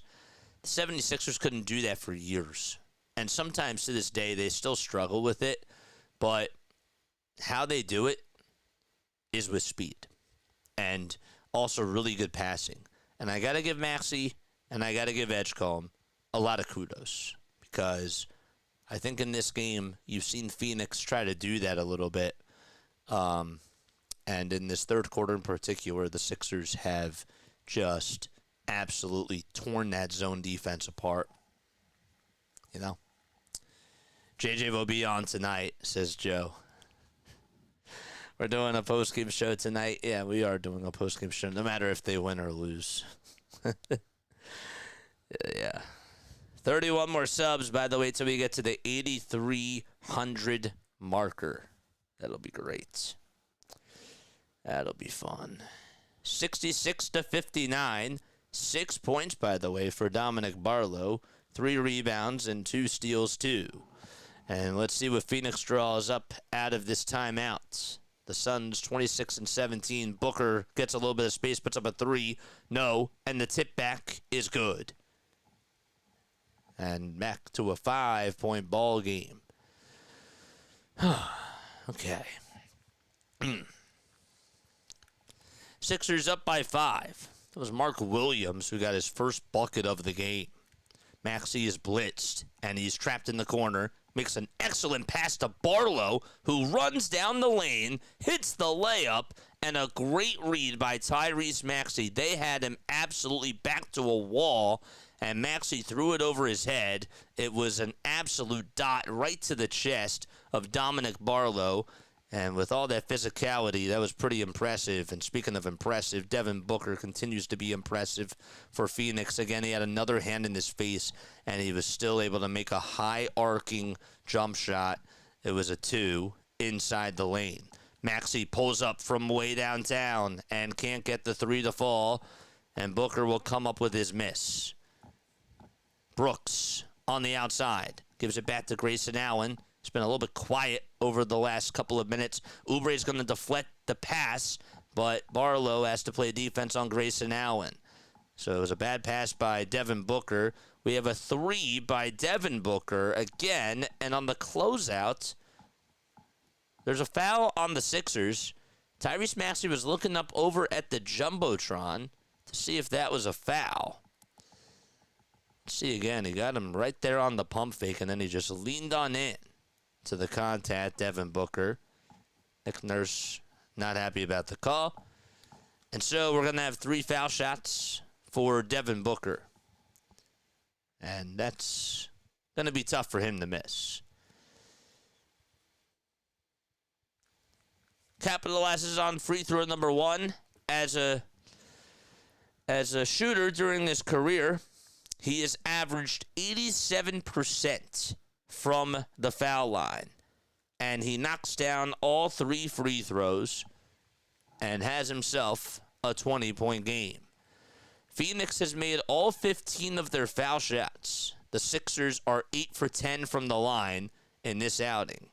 VJ Edgecombe gets double-teamed, works around the baseline, swings it around, and the ball is in Andre Drummond's hands, and he can't make the tough floater. Phoenix has numbers on the other side, looks to tie the game, and they do. Royce O'Neal hits it from downtown on the left elbow, and Phoenix on a 6-0 run, just like that, within the last 25 seconds of play.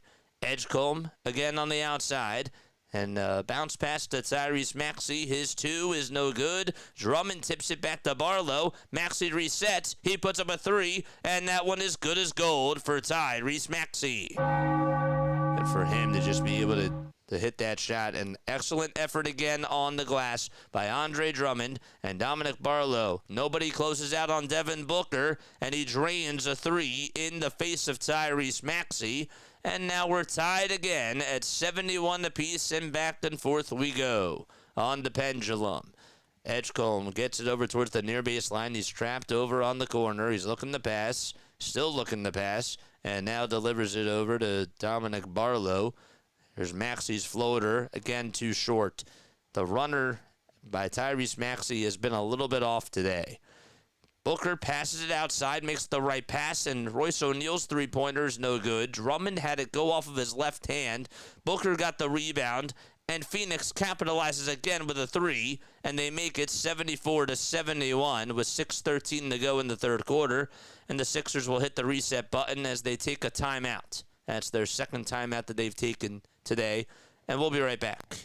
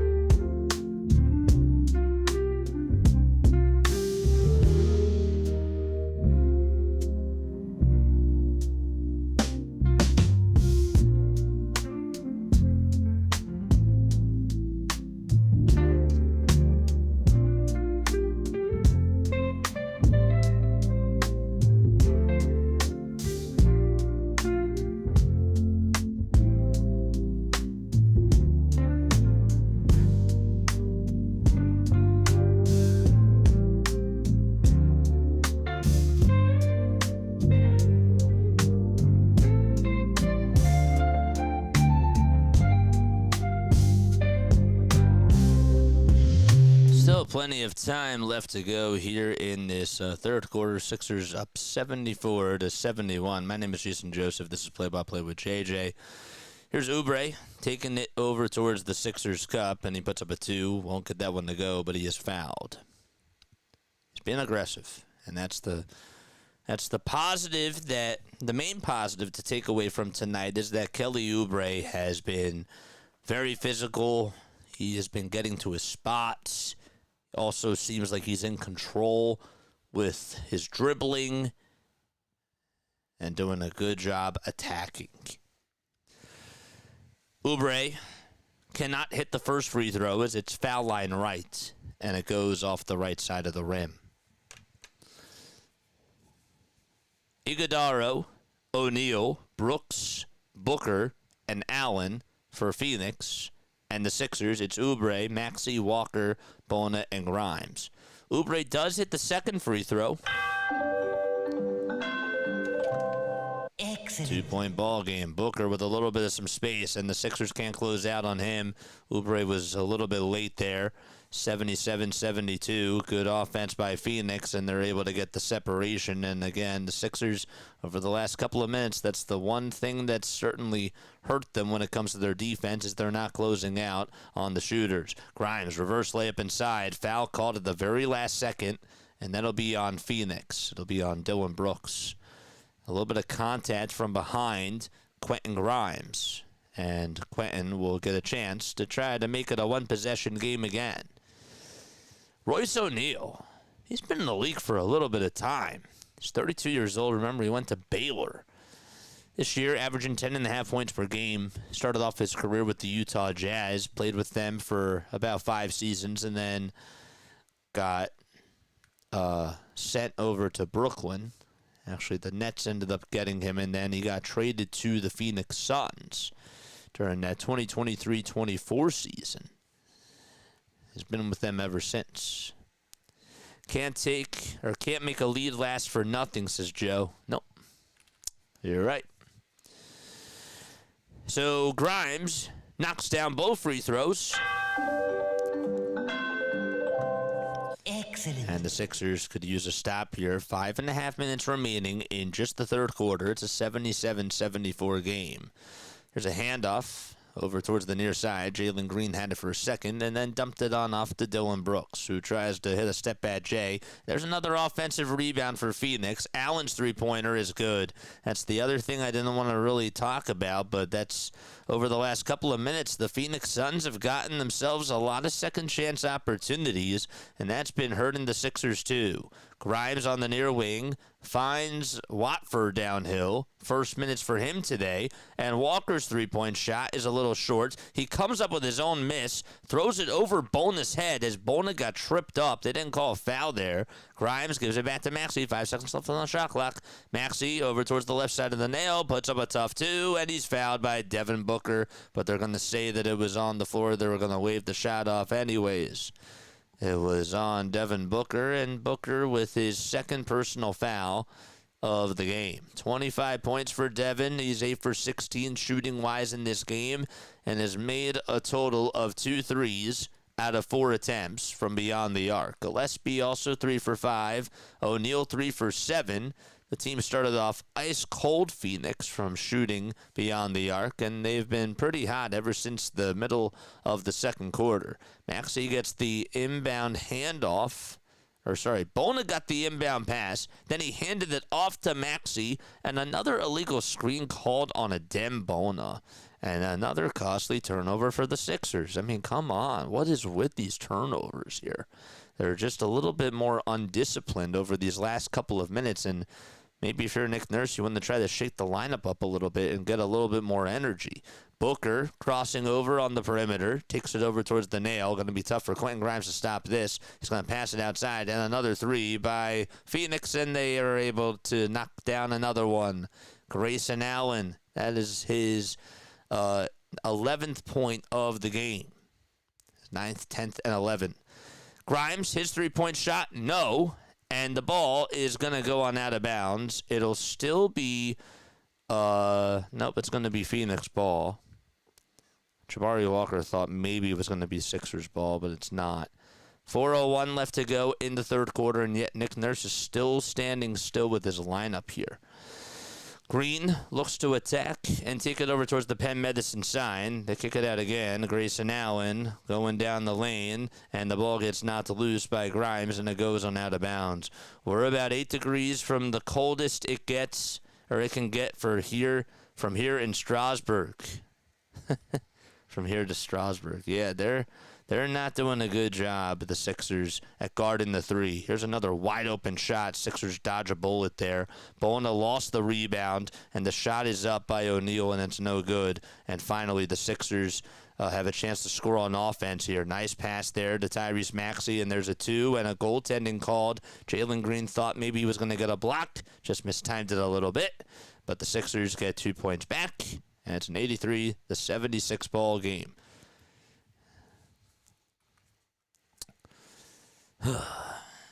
Just got to get set with their defense. Still nobody out there. Nick Nurse is still talking to the ref over on the sideline. He's like still in her ear as they're playing. And we have a whistle called with 3:20 left to go in the third quarter. It will say it's a Tyrese Maxey personal foul. 4 fouls for Phoenix. That was only the second one of the quarter for the 76ers. Allen with the inbound pass, and he delivers it over to Goodwin. Here we go. Green with a kick out and a shot up, no, and Grayson Allen, nobody's there to box him out, and he's able to slam it on in. 85-76. In case you're wondering, the Phoenix Suns have 8 offensive rebounds in this game. They've scored 10 second chance points. 6 of them have come within the last couple of minutes. And here's a floater by Bona. Got it. It was actually really more of a tip-in. Nonetheless, though, 85-78, and Phoenix will turn it on over as they stepped on out of bounds. It was actually a bad throw made by Goodwin, and the Sixers will actually get the ball back. Oh, man.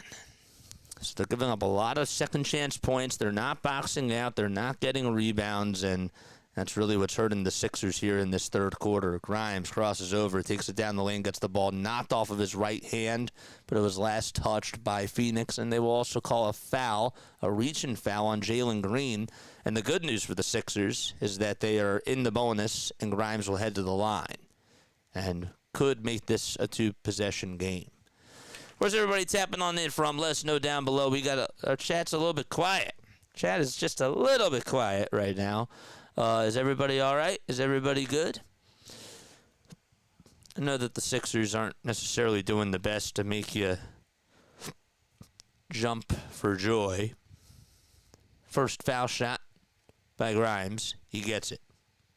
Justin Edwards will come on in for Jabari Walker. Colin Gillespie also will replace Devin Booker. That's Phoenix's move that they decide to make. Grimes with another free throw. Bingo. Excellent. 85-80 with 2:30 left to go in quarter number 3. Here's Goodwin getting trapped by Adem Bona. Steps up on him. And Goodwin keeps his dribble alive. He actually got it back, and then he got it knocked loose by Bona, and the steal came from Quentin Grimes. He's off to the races. He tries to go coast to coast. Hands it off to Adem Bona for the feed. It's good. And the Sixers are on a little run. A 5-0 run by Philadelphia. Scratch that. It's a 6-0 run. It's an 85-82 game, though, with 2 minutes left to go in quarter number 3. Here's Jalen Green, inside, outside, three-point shooter, up and good. The flamethrower was absolutely nailed from the near corner to make it 88-82. And Grimes tries to be aggressive, goes downhill. It was last touched by Grayson Allen, and the Sixers will still have possession of the ball. Jordan Goodwin just was able to get some space on the near corner and knock down the tray. So here is Tyrese Maxey back on out there for the 76ers, looking to get free, and he scissors his way down the lane, pump fakes, and puts up a reverse layup, and he can't get it. Just a little bit off Tyrese Maxey. 88-82. Sixers down by 6, and now they're down by 8 as Jalen Green had a tough finish and got a lot of physicality that he had to deal with down low, but no whistle called. 90-82. Watford over to Maxey, and Maxey is going to go on into the stands. Look out for Tyrese Maxey. Tried to chase that ball down as Watford made an awful pass, and the Sixers are going to turn it over with 68 seconds remaining in the third quarter. Sixers are shooting 35% from 3. Meanwhile, Phoenix, well, started off 0 for 7, and ever since then, they've made 13 of their last 23s, and they've been getting a lot of space here in the third quarter. They've put up 33 points, which is the most that they've had in a quarter today. The guy that he just collided with, Tyrese Maxey, just took one right to the face, has some blood over on the right side of his face. Hopefully he is okay. He's laughing, and he's like, yep, if anybody's going to bump on into me and give me some blood, it better be Tyrese Maxey. 90-82, 55 seconds left to go here in the third quarter. Here's Goodwin again, looking to take it downhill and make it over Justin Edwards. His defense has not been so good today. 92-82. Justin Edwards just not a positive for the Sixers on the defensive side. And Grimes is going to get called for a travel. I mean, he was just moving right before he dribbled the ball, and he's acting like he didn't do anything, but clearly that was a travel. He took 3 steps right before he even started his dribble, and yet another costly turnover for the Sixers. Look at this. Yep, that's just terrible. 38 seconds left to go here in the third quarter. 14 turnovers for each team. Another 3 by Phoenix, and it's just raining from downtown. Jalen Green now has it going. Told you that he would find a way to get his shot going, and, well, he most certainly has. He's come to life. 95-82. Sixers nearly got a ball stolen away, but there will be a foul on Phoenix. So the Suns most certainly... Well, I guess that Jordan Knott has to be happy with how they've played here in this third quarter. Quentin Grimes has been getting cooked. So is Justin Edwards. Jalen Green has done a very good job. He's starting to sort of take on over, if you will. 95-82 is the score, and the Sixers will shoot some more free throws. VJ Edgecombe at the line makes the first one and cuts it back to a 12-point game. Philly Sports on Top is here. Hardcore says we're all good. What's going on? What's up, chat? How we doing? WT Flying Flea. Come on, man. Come on, let's go. It's an 11-point game as VJ Edgecombe will convert on both foul shots. 0.2 of a second differentiating the shot clock from the game clock. And Edwards now has to guard Jalen Green. He's up close on him. Watford comes on over, and now they have to scramble yet again. They're going to double-team Jalen Green. Don't know why, but the Sixers nearly came up with a steal. Edwards just could not pick it up. There's a 3, but they're going to call a foul right before the shot was even off. 6.2 seconds were left to go. I don't know why that they decided to trap Jalen Green at first, and then when they did, they actually got the ball deflected, and Edwards just couldn't pick up the ball. Allen just cut right on in front of him and just picked it up himself. And Phoenix is going to slip here. Grayson Allen looked to try to get set free, and we're going to have another foul issued on the 76ers, and that's going to put Phoenix at the line. Unreal, says Hardcore. I can't understand. I mean, look, I did not expect the 76ers to win this game, but with the way that they've just been collapsing, it's been not so good, just from executional standpoint and just from a head coaching perspective. Again, they've just continued to leave these lineups out there. We saw the Adem Bona lineup being out there for so long, and as they're getting cooked, it's like Nick Nurse just doesn't want to make any sort of changes or dial something else different up. Sixers, I believe, are going to challenge this. 6.1 seconds left to go in the third quarter. They will. It was a personal foul called on Justin Edwards. Nick Nurse does not believe that that was a foul. And we'll see what the verdict is after the timeout. This quarter equals fouling and sloppy play. C-grade and JJ's going to Nashville this weekend. All top news right now, says Joe. What's up? Limu is here. What's up, Limu? I didn't see you on here. I apologize. Limu, I appreciate you for coming on. Let's go. Replay is going to support the call. The Sixers are going to lose a timeout. And at the line is Colin Gillespie, the former Villanova Wildcat. He'll drain the first foul shot. 9 points, 2 rebounds, and 3 assists. Now it's 10, obviously, because he made the first foul shot. All right.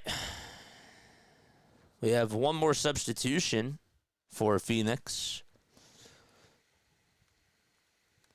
Looks like Jalen Green is going to have a seat over on the bench right next to Dylan Brooks and Devin Booker. But yeah, I hear you with the fouling. It's not been good. Sixers have not been disciplined in this third quarter, and hopefully that'll change. Foul shot number 2, got it. 97-84. Watford looking to inbound it over to somebody. Gives it over to Bona. Gives it back to Watford. Sixers have to hurry here. Watford advances it into the front court. That was a tough floater by Adem Bona. He says, darn it. And we're going to go on into the fourth quarter. So the Sixers get quieted by the Phoenix Suns. 40 points they allowed in this third quarter. Sixers did score 31. But the offense for Phoenix was going off, and the Sixers just did not have the right responses. And we'll see if they can climb out of this mountain when they go on into the fourth quarter, which is going to happen now. But we're going to take a quick step off. All right, don't go anywhere.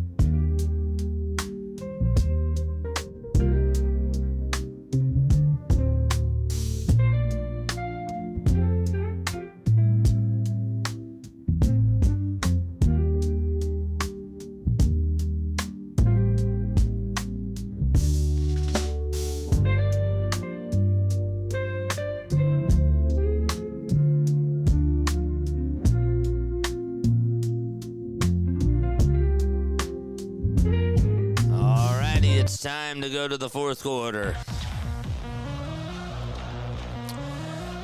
Wake up, Sixers. Let's go. After giving up 40 points in the third, can the Sixers defense do a better job? Let's see. All right, so Phoenix gets the inbound. It's Gillespie, Iguodaro, Dunn, Allen, and Goodwin.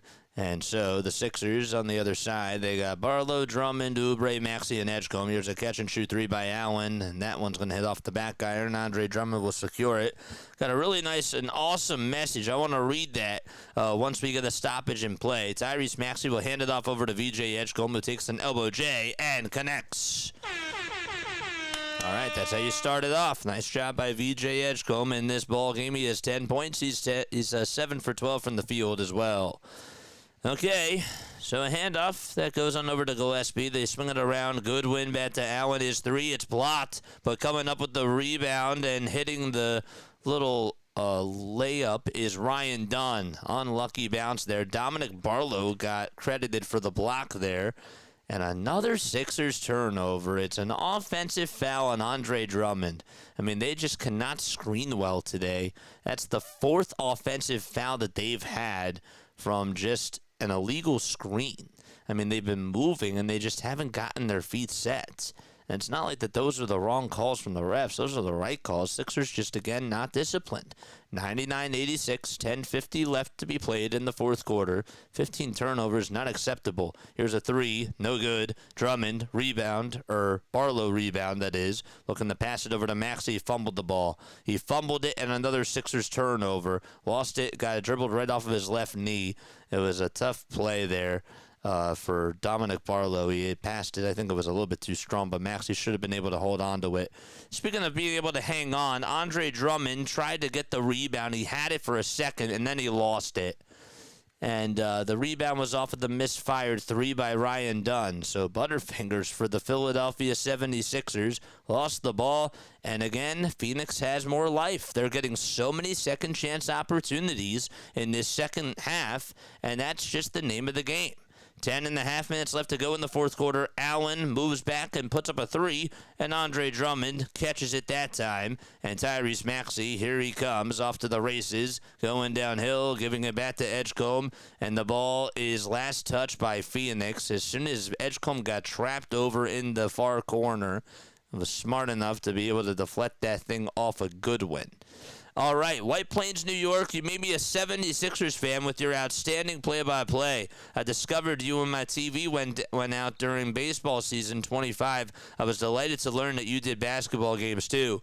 Benzino, thanks so much, man, really.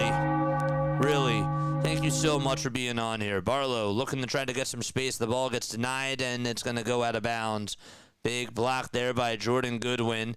And so the Sixers are only going to have 4.2 seconds left on the shot clock here to try to get a shot off.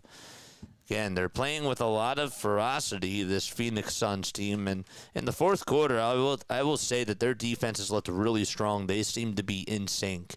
Maxey will lob it over to Oubre, who will give it back to Maxey. A screen for Drummond and a three by Maxey. Too far to the left side. Tried to get it over on the far corner, and it was not the right shot. 99-86. Here's a three by Goodwin. It's up. It's good. It's a 16-point lead for Phoenix. And so the run continues. The Sixers cannot stop the bleeding, and Nick Nurse, desperate, calls another timeout. 102-86 with 9:54 to go as I bite my tongue accidentally, and that hurt. Oh, man. Come on. Brutal. Oh, it's brutal. Again, I didn't think that they were going to win this game. Now, obviously, they can still do it. But I didn't think that they were going to win heading on into this. But it's still unacceptable with the amount of turnovers that they've had and just the lack of discipline. They're giving up so many rebounds. You saw Andre Drummond lose possession of the basketball when he clearly had the rebound and just lost it, went off of his left hand, and he couldn't catch the ball and secure it. And that's really just been the second half, right? The second half has been the Sixers have been looking lifeless. Their lineups have not looked crisp at all whatsoever. The head coach does not want to make any sort of adjustments, and the players themselves are just not playing at a high level of effort right now, it seems. That's just the way it seems. Hardcore, thanks for being Pete the Peacemaker till I get back. This is Joe. Fourth quarter means business. Earn your money now, please. Maxey bricking again. He's 4 for 16, says Brian. Yeah. Not a good shooting performance today for Tyrese Maxey. But I can't put all the blame on him either, right? I mean, is he part of the problem? Yeah. Does he have to be better? Yes. But I can point to other things too. LP says, geez. I know. What else do you want me to say? I mean, like, they always ask in broadcasting, right? Like, what is the emphasis of the storyline? Like, what is the storyline? And that really is the storyline of the game as far as the second half goes. turnovers, sloppy play, and mental mistakes. Steve is here. What's up, Steve? How you doing? He says, what's going on, JJ? Not too much. Just a little bit disappointed that the Sixers are down by as many as they are. It's a 45-33 run to start off the second half for the Phoenix Suns. The Sixers played really well in the first half. And again, there is no Joel Embiid and there is no Paul George tonight. But even still, Sixers were playing pretty well. And then it's just been a totally different story here in the second half. Lots of turnovers, lots of offensive rebounds allowed, second chance opportunities, and that's been the name of the game. Maxey gets the inbound pass, dumps it off over to VJ Edgecombe, and even on offense, they've, again, just have ISO'd a lot of the time. Edgecombe gets deflected, and there's going to be a backcourt violation. Another one, man. Another turnover. 102-86. Edgecombe saying that's not a backcourt violation, and Nick Nurse is going to challenge this because he thinks that the possession didn't go back. They're saying that it was last touched by Goodwin. Is that correct?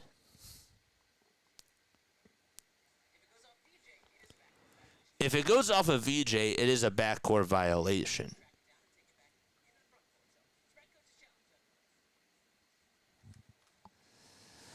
Still, he shouldn't have mishandled the ball, though. So Sixers will challenge this. 102-86 with 9:37 to go. I'm going to take one more step off. All right, I will take one more step off, and I'll be back in just a few minutes.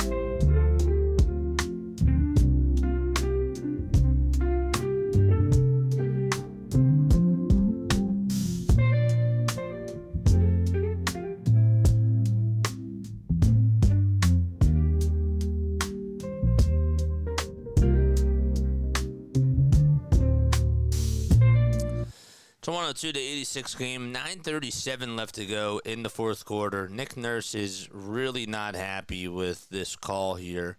And again, it was a backcourt violation that was called against VJ Edgecombe. Looked like that he touched it last, I thought.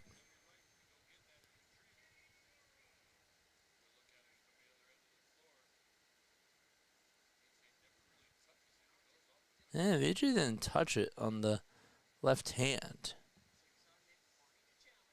So Nick Nurse wanted to challenge. He gets called for a technical foul. And that's what he was mad about. So he gets a technical foul on him. And the free throw was good, 103-86. They also lost the challenge too, by the way.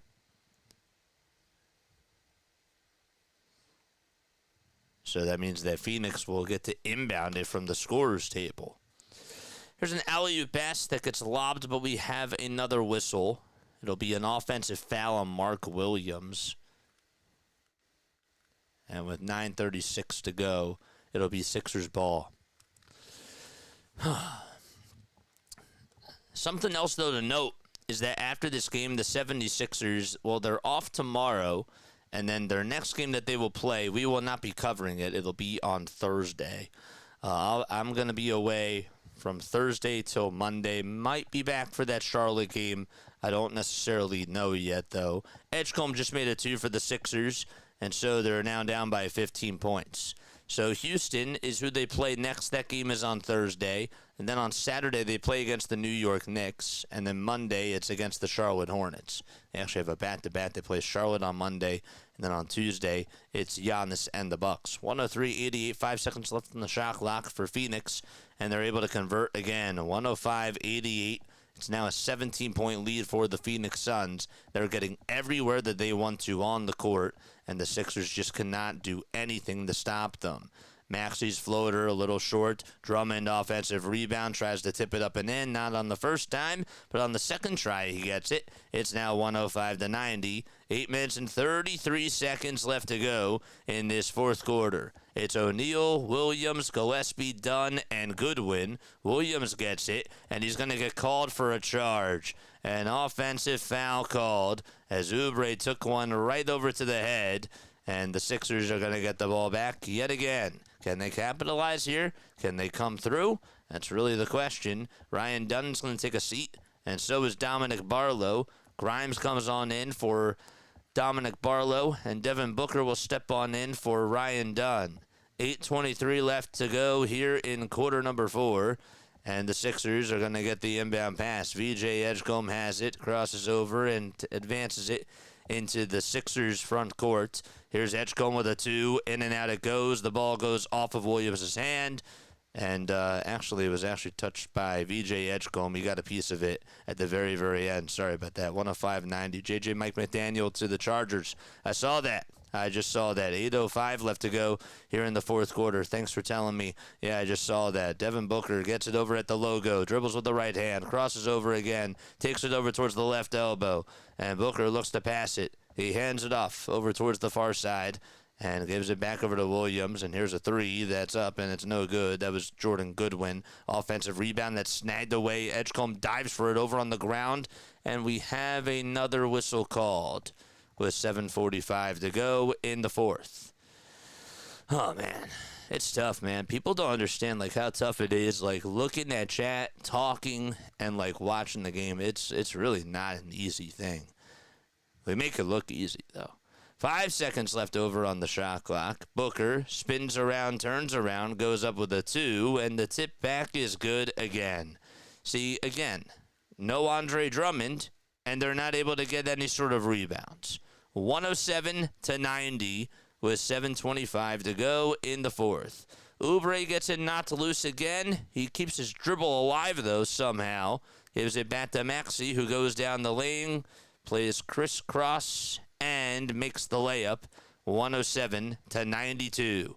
I get the anecdote whenever there's a female ref and Sixers are playing a home game, we're going to lose.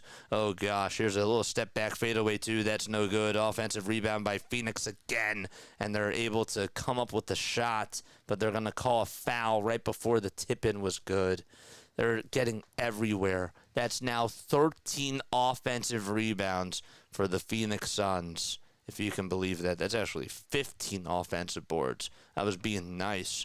107-92, and the Sixers actually are going to get the ball back because they had an offensive foul, Phoenix. Here is Oubre looking to take it over with the left hand. The floater was wide. It was not even close, and Phoenix has numbers on the other side. Jordan back over for a floater to Oso Iguodaro, and it's good. Jordan Goodwin with yet another assist. 52 points allowed by the 76ers in the second half. Edgecombe's misfired 3 is going to allow Phoenix to corral another rebound. Quan is here. Steve is here. What's going on, guys? How you guys doing? 6:15 remaining in the fourth quarter. Maxey steps into a 3, and finally he knocks it down with 6:10 to go. Is that his first 3 that he's made today? I have a gut feeling that that is his first 3 that he's made. Actually, it's his first one of the half. 109-95 and 5:59 to go in the fourth quarter. Well, if the Sixers are going to go on a run, now is the perfect time to do so. Grimes gets a block, and then Bona comes away with the steal. Grimes is back out there for the Sixers. Maxey again takes it over towards the near side. The ball gets bounced off of Bona's foot, goes back out to Maxey. Maxey to Grimes for a three, and that's good. So the Sixers now on a 6-0 run, and Phoenix will take a timeout. They don't want to get the Sixers to have momentum, and that's why they will take a timeout here, 109-98. I guess they're not done. They dodged a bullet there, though, because that thing went off of a Dembo in the shoe. And luckily enough, Maxey was there to pick it on up. And Grimes had a little bit of space because the shooter, or the defender, forgot to close out on them. Boba did not come to the Phillies. What else is new? Thanks for reminding me.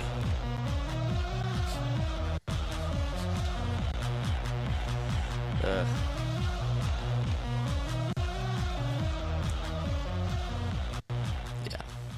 hear ya. Don't forget to like, don't forget to subscribe. My name is Jason Joseph. This is Play-by-Play with JJ. We go on for the Phillies, the Sixers, and the Eagles. And we stay updated with the news and with all the games that we're able to cover. But yeah, hit the thumbs up button and subscribe to the channel as well. It is 9:12 p.m. Eastern Time. And there was something else I wanted to say. Can the Sixers come back, says AJP? They can come back. Will they come back? I guess anything's possible. You can't rule it out. Our GM wants to dump Casty, but there's no taker, says Quan. What didn't he come? Why didn't he come? He took more money. That's why.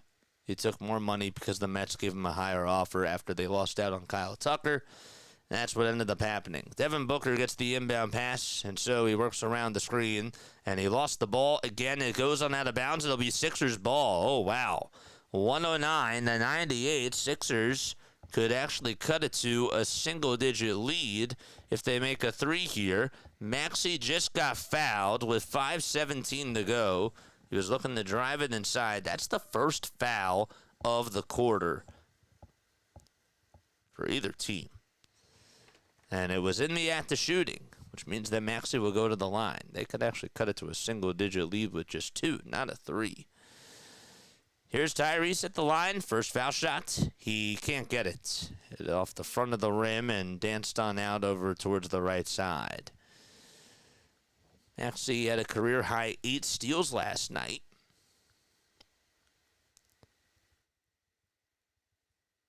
And here we go. To make it a 10-point game, Tyrese Maxey knocks down free throw number 2.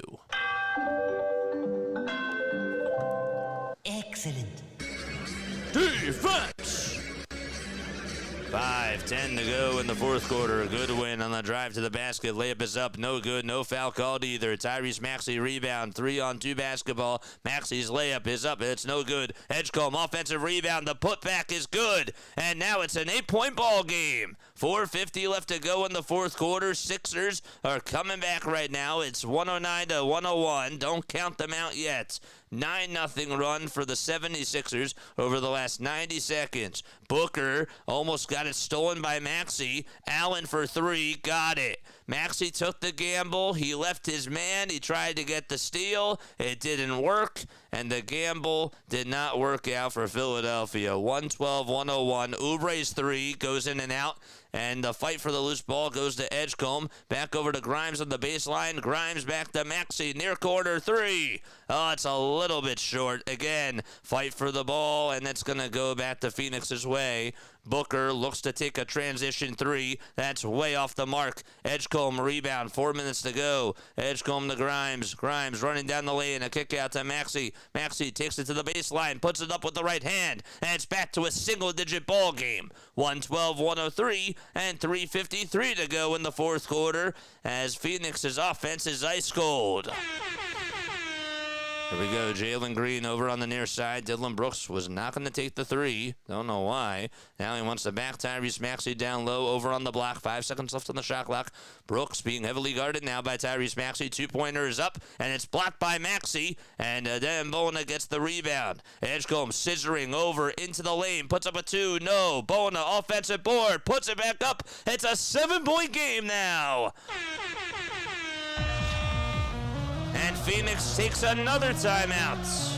112 to 105. Okay, let's go.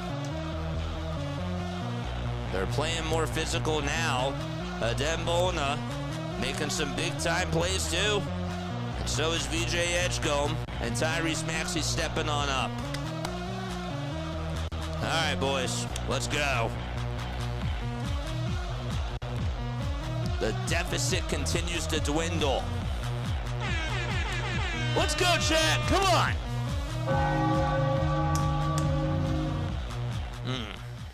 I don't know, man.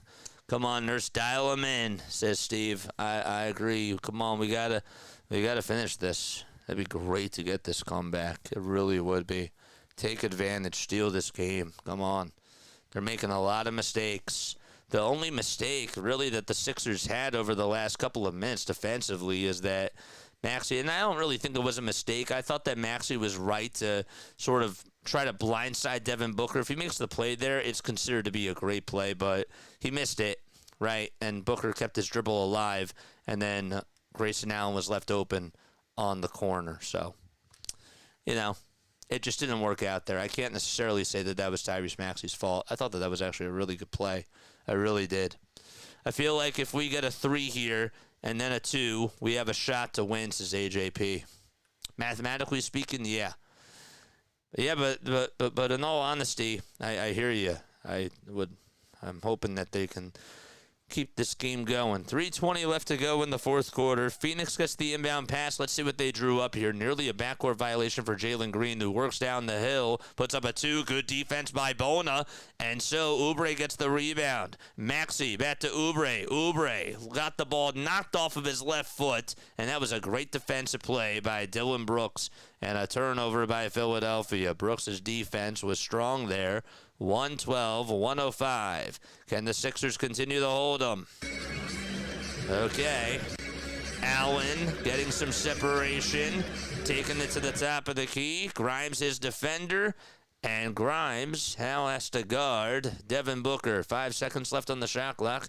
Here comes Booker, dribbling, crossing over, takes it to the foul line, puts up a 2, and that was just an impossible shot, and he got it. 114-105. That was a big-time bucket for Devin Booker and the Phoenix Suns. Edgecombe looking to ISO, and Maxey going over towards the near side of the wing. He doesn't have the ball just yet. Edgecombe working the sizzle and put up a 2, and that one's way too strong. Great defense by Phoenix. Not a good play call there for the Philadelphia 76ers. It was just all VJ ISOing. And Booker again has the rock over at the logo. Devin Booker being guarded by Tyrese Maxey at the Xfinity Mobile Arena. The double team was coming. Sixers rotate, and Brooks goes up with a 2. Is it going to count? I believe that it'll be a foul on the floor. 2:03 left to go in the fourth quarter. Brooks is going to be helped up. He is not happy. He thought that he was fouled in the act of shooting. Still time left. 114-105. There was a little push-off there between Brooks and Edgecombe. I didn't see a signal for an offensive foul. It was just a foul on the floor. Okay, Jalen Green working the part the Red Sea, gives it back to Brooks for a 3. That one's way off, and Grimes touches it last. It goes out of bounds, and the shot clock resets to 14 as he looked to try to jump for the ball, went off of his left hand. It's just a good shot by Devin Booker. Again, you give him a little bit of separation, he'll still almost likely make those types of difficult shots. Booker being guarded by Grimes again. 5 seconds left on the shot clock. Booker goes to his left, goes up with a spin around, turnaround shot, and Maxey gets the rebound. Sixers working really quickly here. Maxey puts up a 2. No, Bona offensive board, but he stepped on out of bounds. He did. He stepped on out. 1:35 to go. Bona is really giving it all his effort out there down this stretch here in the fourth quarter. That was not necessarily his fault. That was a tough play.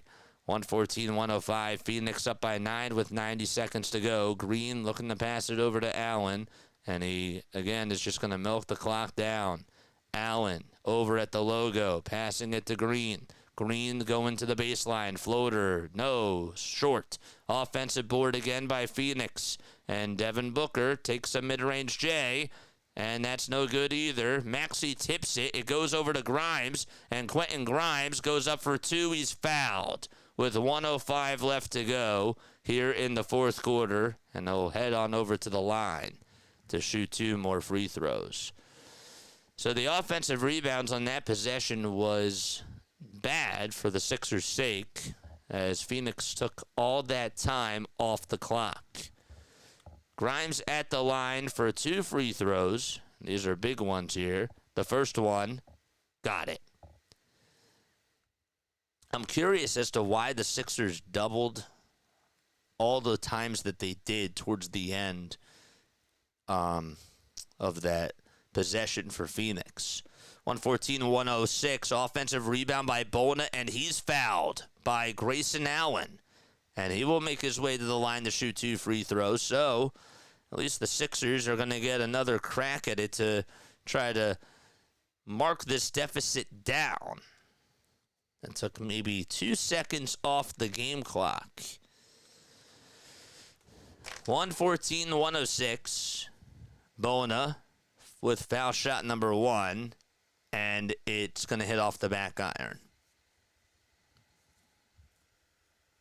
He's really not a good foul shooter.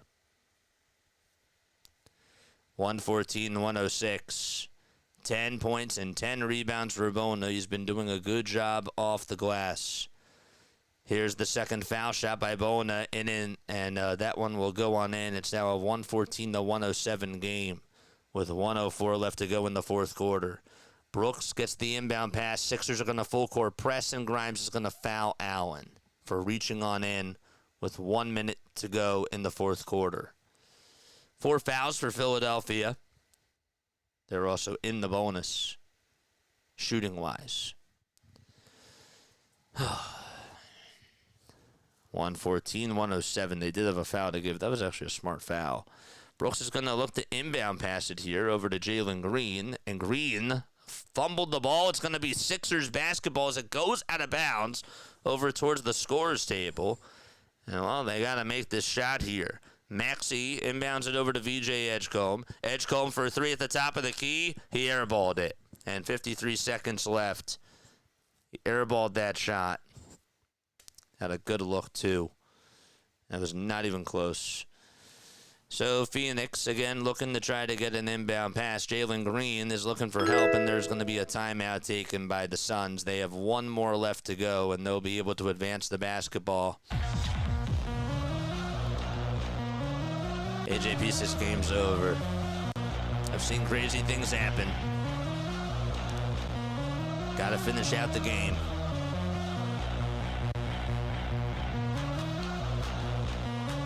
Steve says, I think we're out of time, JJ. Never.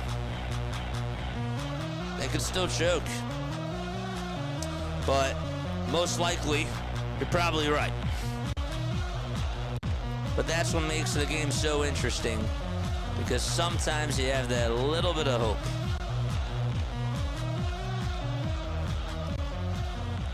Third quarter hurt them a lot, says Shante. It did. It absolutely did. The third quarter was terrible. The amount of turnovers that they had were bad. I understand that they were missing Paul George and Joel Embiid, but with just the lack of effort and just the lack of change from Nick Nurse, that's the thing that I can't necessarily excuse tonight from the Philadelphia 76ers perspective. 53 seconds left to go exactly here in the fourth quarter. Philadelphia trails by 7. Phoenix will get to advance the basketball. They still have one timeout left. The Sixers actually have 2 timeouts. Just wanted to throw that out there. Edgecombe is 25. Oubre is 21. Maxey is 17. He's been struggling all night long, Tyrese Maxey. 53 seconds to go here in the fourth quarter. They're going to get ready to inbound it over near the Sixers bench. And Allen will be the inbounder. Scott Foster, the referee, is going to hand it off to, Colin Gillespie, who inbounds it over to Devin Booker. What are they doing? They've got to trap him. They do now, finally. Devin Booker is looking to pass it. Gets it knocked away by Maxey. Uh-oh, here we come. Maxey looking to scissor down the lane. Layup is up. No. And the rebound goes to Phoenix again. Grayson Allen got it. Man, they got the steal and everything. And Tyrese Maxey just could not make the layup. Oubre deflects it this time. The ball goes out of bounds. And it'll still be Phoenix ball. 28 seconds to go. That was a chance there for the 76ers to try to make it interesting. They could not get it. And can Nick Nurse challenge? He's looking to try to see if he can challenge. Didn't he just challenge the ball twice today? Thought he made like 2 challenges. It feels like he's made like a lot. 28.2 seconds left in the fourth quarter. And they're going to review this. They are. They will review this, and they'll be back after this timeout. Yeah, just not a fan of the turnovers, not a fan of what happened in the third quarter. I really think that attributed to the loss. I thought that they had a nice effort at the end for the most part, but it was just too little too late. Missed layup by Maxey. That was a tough layup, but if that one goes in, you would have liked it. What else we got? Wow, another hair ball from Edgecombe. Another air ball. Never would have thunk it, says Joe. Joel Embiid hurt them, says old man Ferguson. Yeah. Yeah, that's part of the problem. I still don't excuse them, though, for the lack of effort on the rebounding, because that still, to me, is on them. But I agree. You got to... They didn't have those 2 guys. You're missing those guys. But I still want more fight from my team in the third quarter with that. You know?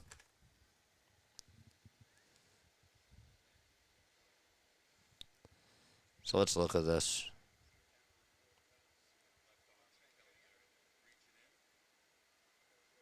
I don't know if that's a foul.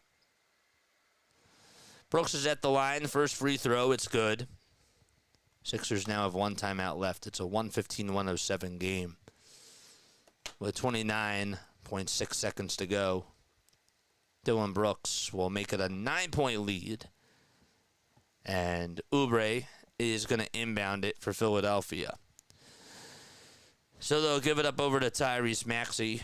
Dribbles with the right hand, takes it past half court. Maxey goes up for a shot, and we're going to have a foul called. 23.9 seconds left to go, and Maxey will head to the line for 2. He puts up 3 fingers, though. And I believe that this will be 3 free throws.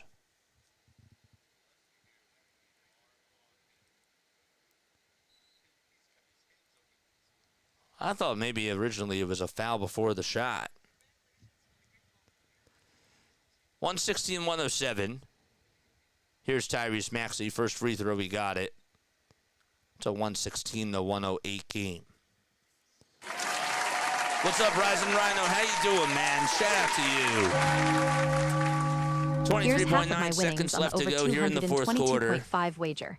I'd give I would have bet had I not been looking forward to listening to you, JJ. And he will attempt one more. It's a 116-109 game with 23.9 seconds left. They technically still would have a chance.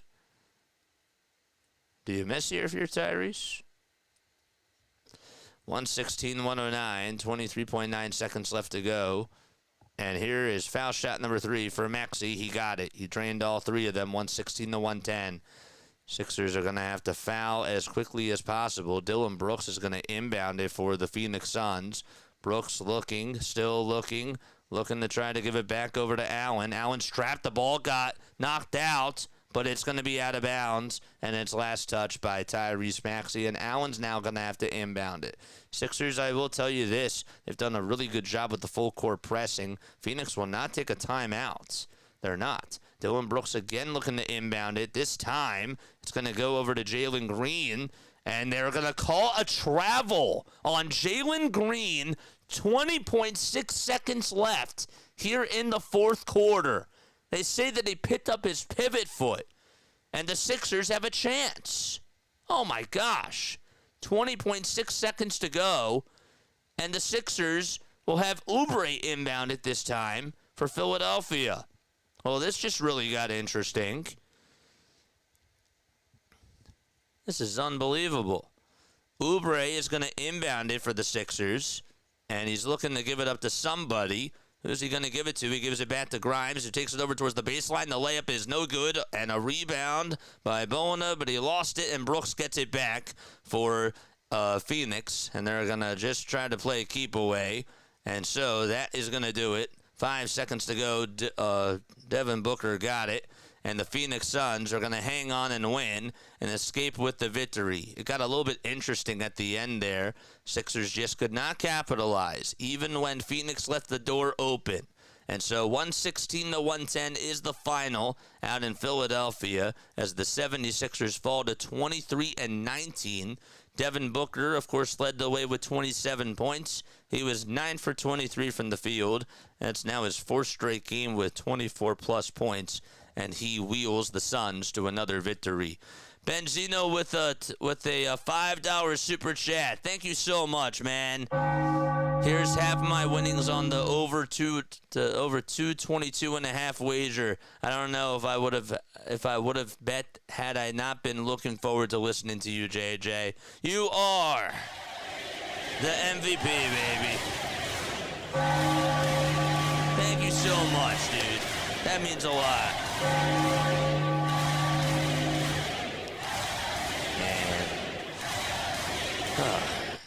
Let's go. Thank you so much, man. I really, really appreciate that. Very disappointing losses, LP. So tired of players not being available on the second of a back-to-back. Thanks, JJ. Great job as always. LP, thank you very much. Well, my score prediction was 115-106. You were close, man.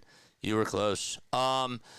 Let's talk about that because, look, the first half, the Sixers did pretty well, and then the second half, like, what really frustrated me tonight is that the Sixers it looked like that they just gave up in the second half. It really did. I got to call it like it is. It just felt like that they lost a lot of mojo out there. They looked very lifeless. Their offense was flat. Their defense just could not keep up with the shooting of Phoenix, and I do give Phoenix credit because they have, again, really good shooters. And I did say coming on into this game that I did think that the Sixers were going to have a really tough time dealing with Grayson Allen getting separation and Devin Booker getting separation as well and knocking down wide open shots. And that is what exactly happened in the second half. But the reason why I'm a little bit annoyed with this game is, first of all, Paul George did not play in a back-to-back. I expected that if he was going to be out yesterday, I expected him to play today. I don't know why he didn't play today, and I'd really like to hear what Nick Nurse has to say, but that's disappointing. That's the first thing.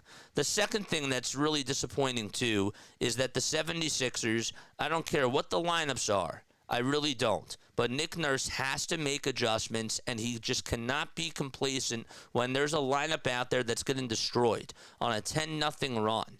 And then it's the same thing when the offense is doing well. Why are we taking out guys that are hot shooting the ball when we're on an 8-0 run? It just doesn't make sense.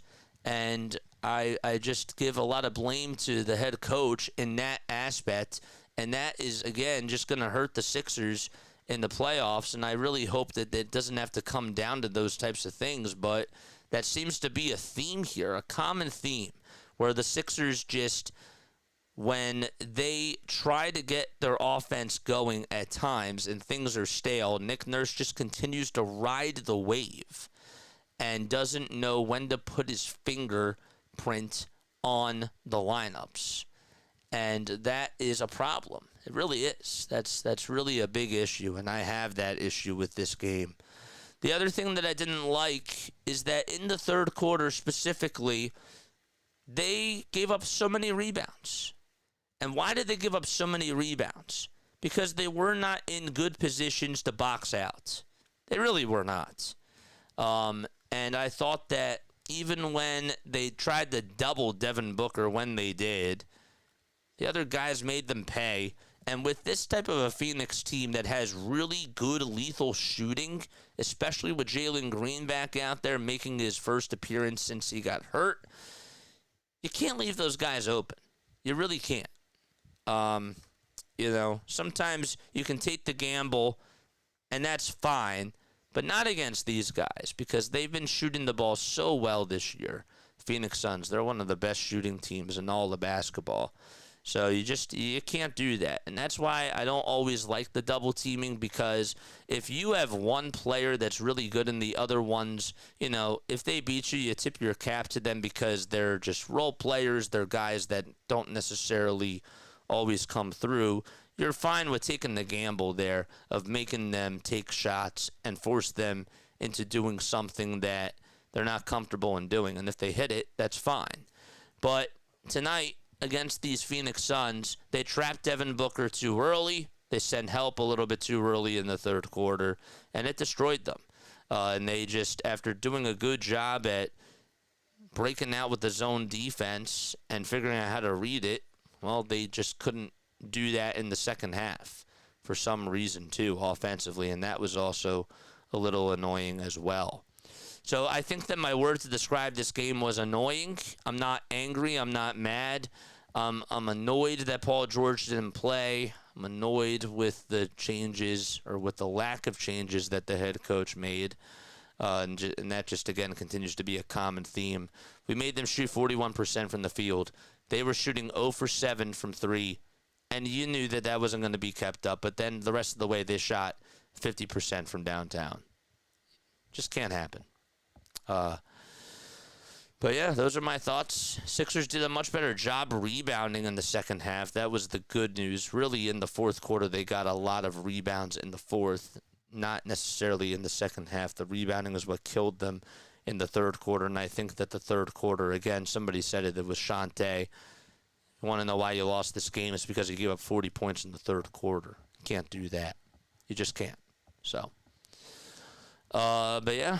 Let me know what you guys think down below. If you guys want to call in, we'll be taking some phone calls. Let us know, 610-314-0844. I am going to take a very quick step off. Joe says, oh, well, good try. Should have won at home. Suns definitely a playoff team. 76ers allergic to winning 2 in a row. But, yeah, pro basketball is really difficult to get into. Players sit too much, as old man Ferguson. I hear you, man. I hear you. But I appreciate you for tuning on in and for supporting the channel. It does mean a lot. JJ, bench guys are bench guys for a reason, says old man Ferguson. I'm not talking about the bench guys, though. I'm talking about Nick Nurse, though, with just the lack of adjustments, because Andre Drummond, again, is a starter. Andre Drummond is not a starter when Joel Embiid is out there, but when he's not out there, Andre Drummond should be getting starter quality minutes. And I really thought tonight that he, even again as a player that was out there as a starter, look at how many minutes he played tonight. How many minutes did he play? He played 22 minutes.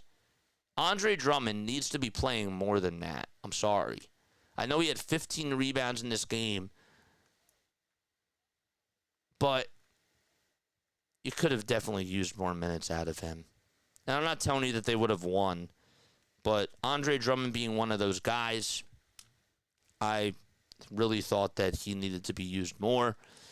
Also thought that Jabari Walker wasn't really used a lot of the time either for whatever reason.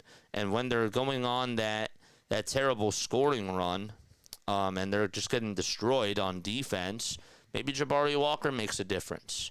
This is where you got to try something new. You just do. You got to try something. And I'm not happy that Nick Nurse just continues to stay complacent. That's not on the players. That's on coaching. But effort-wise, though, in the second half, I just wish that they had a little bit more fight. Again, it's not the end of the world. It's really not, but just a little disappointed with the way that things ended in that second half. That's really where I stand. All right, I'll be right back. Don't go anywhere. I will see you really soon. We'll give us about 2 minutes, and then we'll take some phone calls, and we'll have people call on into the postgame show because I want to hear your thoughts. Come on here. Come argue with me. Come agree with me if you guys want to, or argue with me if you guys think I'm wrong. All right? I'll talk to you soon. All right. Be right back.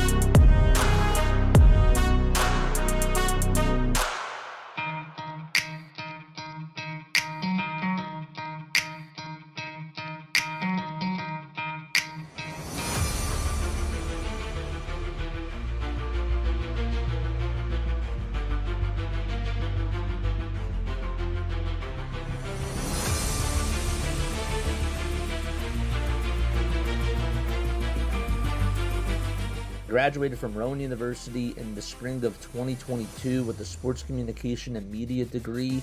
I got to actually call minor league baseball and G League basketball games while I was in school. And then I graduated, and as soon as I graduated, I went to NFL Films in Mount Laurel, New Jersey. And as much as I loved that experience, I miss putting on the headsets. I decided, you know what, talk is cheap. I have a laptop that's in my house, and so 21 months later, here we are, still on YouTube, calling games and building an incredible, loving community on here with the people that I call my Philly freaks with a capital P and a capital H. We go live for every single Phillies, Sixers, and Eagles game, and we do it like old school radio play-by-play style. I'm Jason Joseph, and this is Play-by-Play with JJ. Showed swung on, barreled, and out to right field. Bye-bye baseball. That baby is long gone. Welcome on into the Sixers postgame show here on Play-by-Play with JJ. My name is Jason Joseph. Make sure you guys hit the thumbs up button and hit that subscribe button as well as we talk about a Sixers loss tonight, an undermanned Sixers team without Paul George and without Joel Embiid as they lost to the Phoenix Suns 116 to 110. I did not expect that the Sixers were going to win this game. I definitely felt like tonight this was one of those games where you sort of scratch your head and you think to yourself like that they can certainly use another bench piece if they, again, consider themselves to be a playoff team, right? They could certainly add another type of a bench piece. But with that being said, I was just disappointed because I really just am not happy with how Nick Nurse has been coaching the team. I really just was not happy with how the third quarter played out.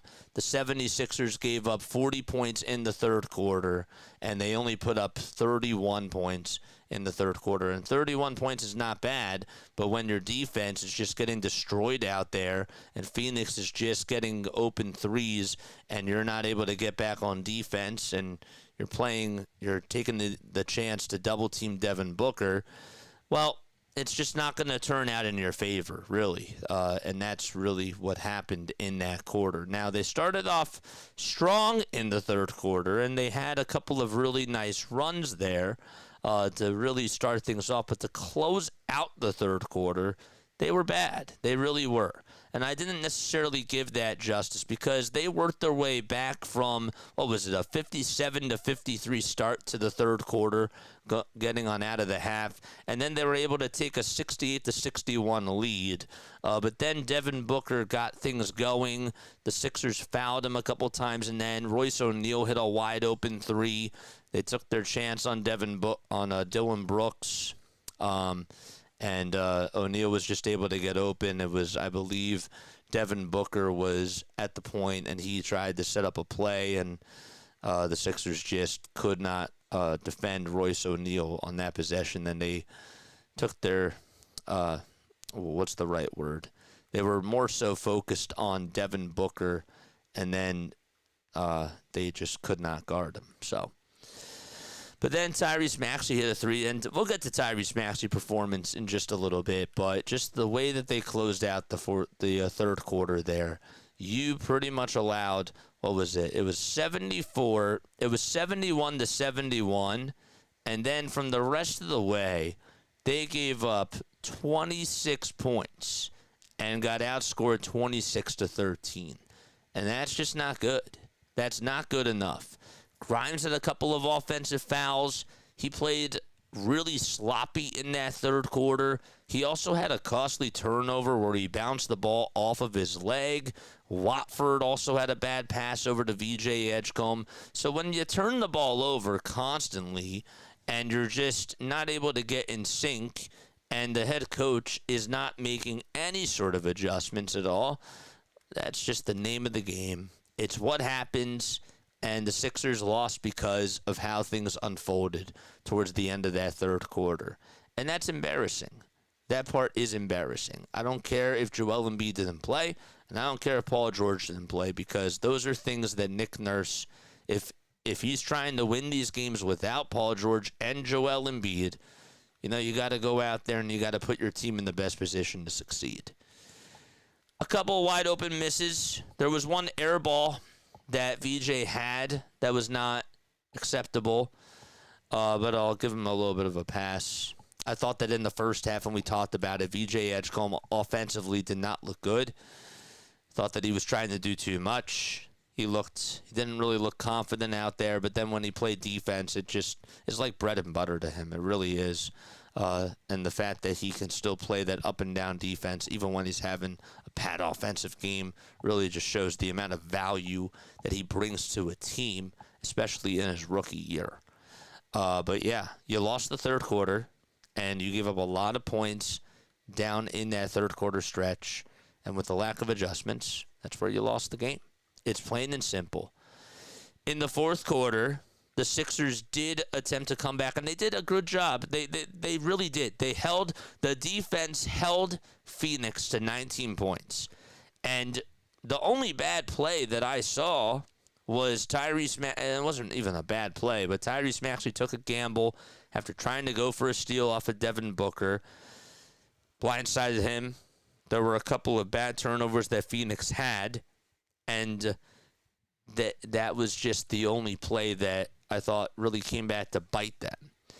But down the stretch, besides that three, I thought the Sixers played well in the fourth quarter. It was 112 to 101 with 4:24 left to go. Maxey makes a layup. It's a 9-point game. Sixers again get another steal, and Adembona hits a 2, and now it's a 7-point game. It's a 7-point game with 3:23 left. Devin Booker makes another tough shot. It was a good shot. Great defense by Grimes. Maybe it was a tad bit late, but there's only so much that you can do to stop Devin Booker when he is on. And he had that nice 2, and I thought that 2 right there was going to put the game away. But the Suns turned the ball over and gave the Sixers chances. And on the opportunities, the Sixers just could not take advantage. You had a costly turnover for Phoenix off of Devin Booker with, I believe, 55 seconds to go. And then Tyrese Maxey missed the layup. Yeah, it was 45 seconds, correct. He lost the ball, and then Maxey missed the layup, and then Gillespie got the rebound. And then they fouled Dylan Brooks. He went to the line for 2. Maxey also went to the line for 3 free throws. It was a bad foul by Colin Gillespie, and that still kept the Sixers technically involved. But and then Green turned the ball over. The Sixers did a great job full court pressing, but then when it came to just their offense again, they just went to isolation ball movement, and there were no good play calls out of those timeouts. And the Sixers were just playing standstill basketball, and they were just not getting teammates involved, and they relied solely on guys to make heroic plays, and it didn't work out. And it was just not good team basketball in those final couple of minutes when it came to their offense. And they could have taken it. They really could have. In the grand scheme of things, I'm not angry about this game. I know it sounds like I'm really dwelling on this, but what I'm mad about, what I'm really bothered by, is, again, Nick Nurse. I'm just bothered. And I have to keep it a buck. I do.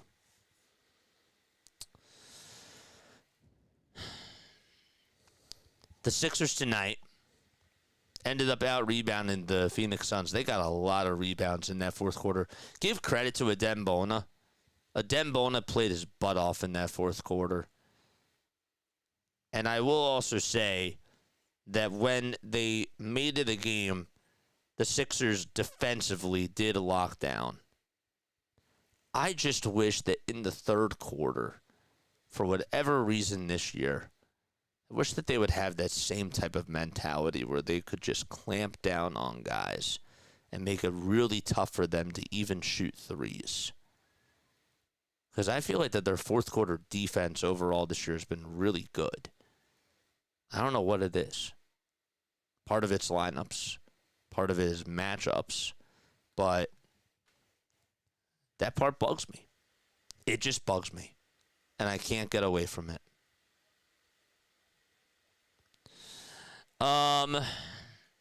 Yeah, you turn the ball over 19 times too. That definitely does contribute to the loss. What else? They shot 16 for 39 from 3. One point it was, I believe, 14 for 28 or something like that. But then they didn't shoot the ball so well at the end. But yeah, they made 23 throws. They made all their foul shots. You left 6 points on the board just in free throws too. So that's also something else to think about. 20 assists tonight. It really didn't feel like in the fourth quarter that they were moving the ball well within the last 3 minutes.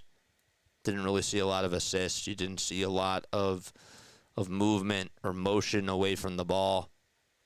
So, and Maxey shot the ball 7 for 25. And I'm going to get to Maxey right now. Tyrese Maxey is offensively going through a little bit of a slump, and he's still getting 20 points, which is the crazy thing. You would think to yourself, well, shot the ball 7 for 25 from the field tonight. He was 2 for 8 from 3, but he still got you 20 points. On a night like tonight, if you're a defense, you're happy that you held Tyrese Maxey to 20 points. Over Maxey's last 4 games, he has made a total of 30 field goals on almost 80 shots. It's really not good. Actually, sorry. I think I did the math wrong. 15, that's 49, right, plus 23. So that's 72. 72. That's 88 shots. 30 for 88. It's not so good. It's not a good percentage. And in those games that he shot the ball from 3, he's made 7 out of 28. So he's shooting less than 25% from downtown too. Now, obviously, part of the problem too tonight is that Joel Embiid's not there. And Joel Embiid, when he is screening for Tyrese Maxey, it makes life so much easier. It does. But this is part of the growing, right? This is part of the growing pains that Tyrese Maxey has to deal with. And if he's an MVP, he has to snap out of it. And I think he will. He's not always going to be perfect. He's not always going to have good games. Defensively, he was a monster in the last game. He really was. Made some really good plays defensively, and that made up for his offense. And he still got 8 assists. Tonight he still got 7. But towards the end, it was not good. He's playing a lot of minutes, though, too. That's the other thing, too, that you have to think about. He's playing a back-to-back. And he's locking in a lot of minutes. So I also understand that that's part of the equation as well. Because he leads the league in minutes, I believe. So that certainly does take a toll on you, too.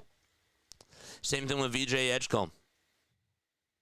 You know, maybe he's back to offensively hitting a little bit of a wall. But that's natural. That's normal for a rookie. I know he ended up having 25 points. He did score the ball well at the end. And in the fourth quarter, even when his cold shooting was going on, he still found a way to step up in the fourth. And I do have to tip my cap for that. Still fights. He still does.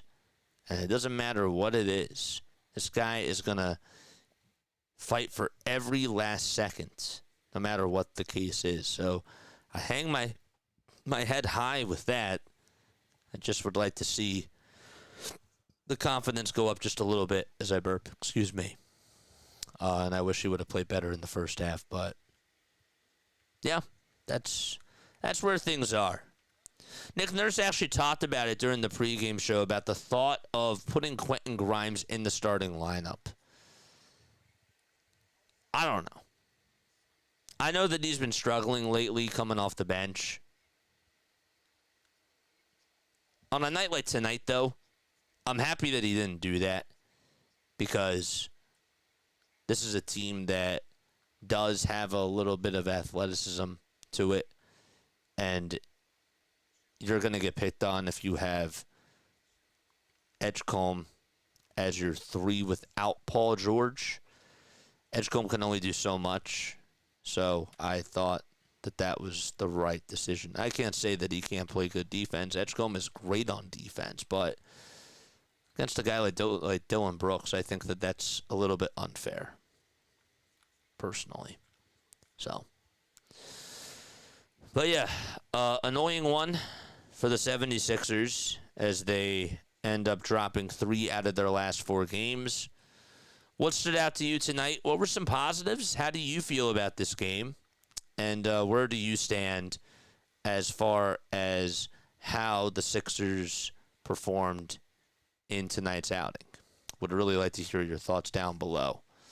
A positive that I wanted to say before I send it on over to you guys and I have you guys calling in is that Andre Drummond looked good.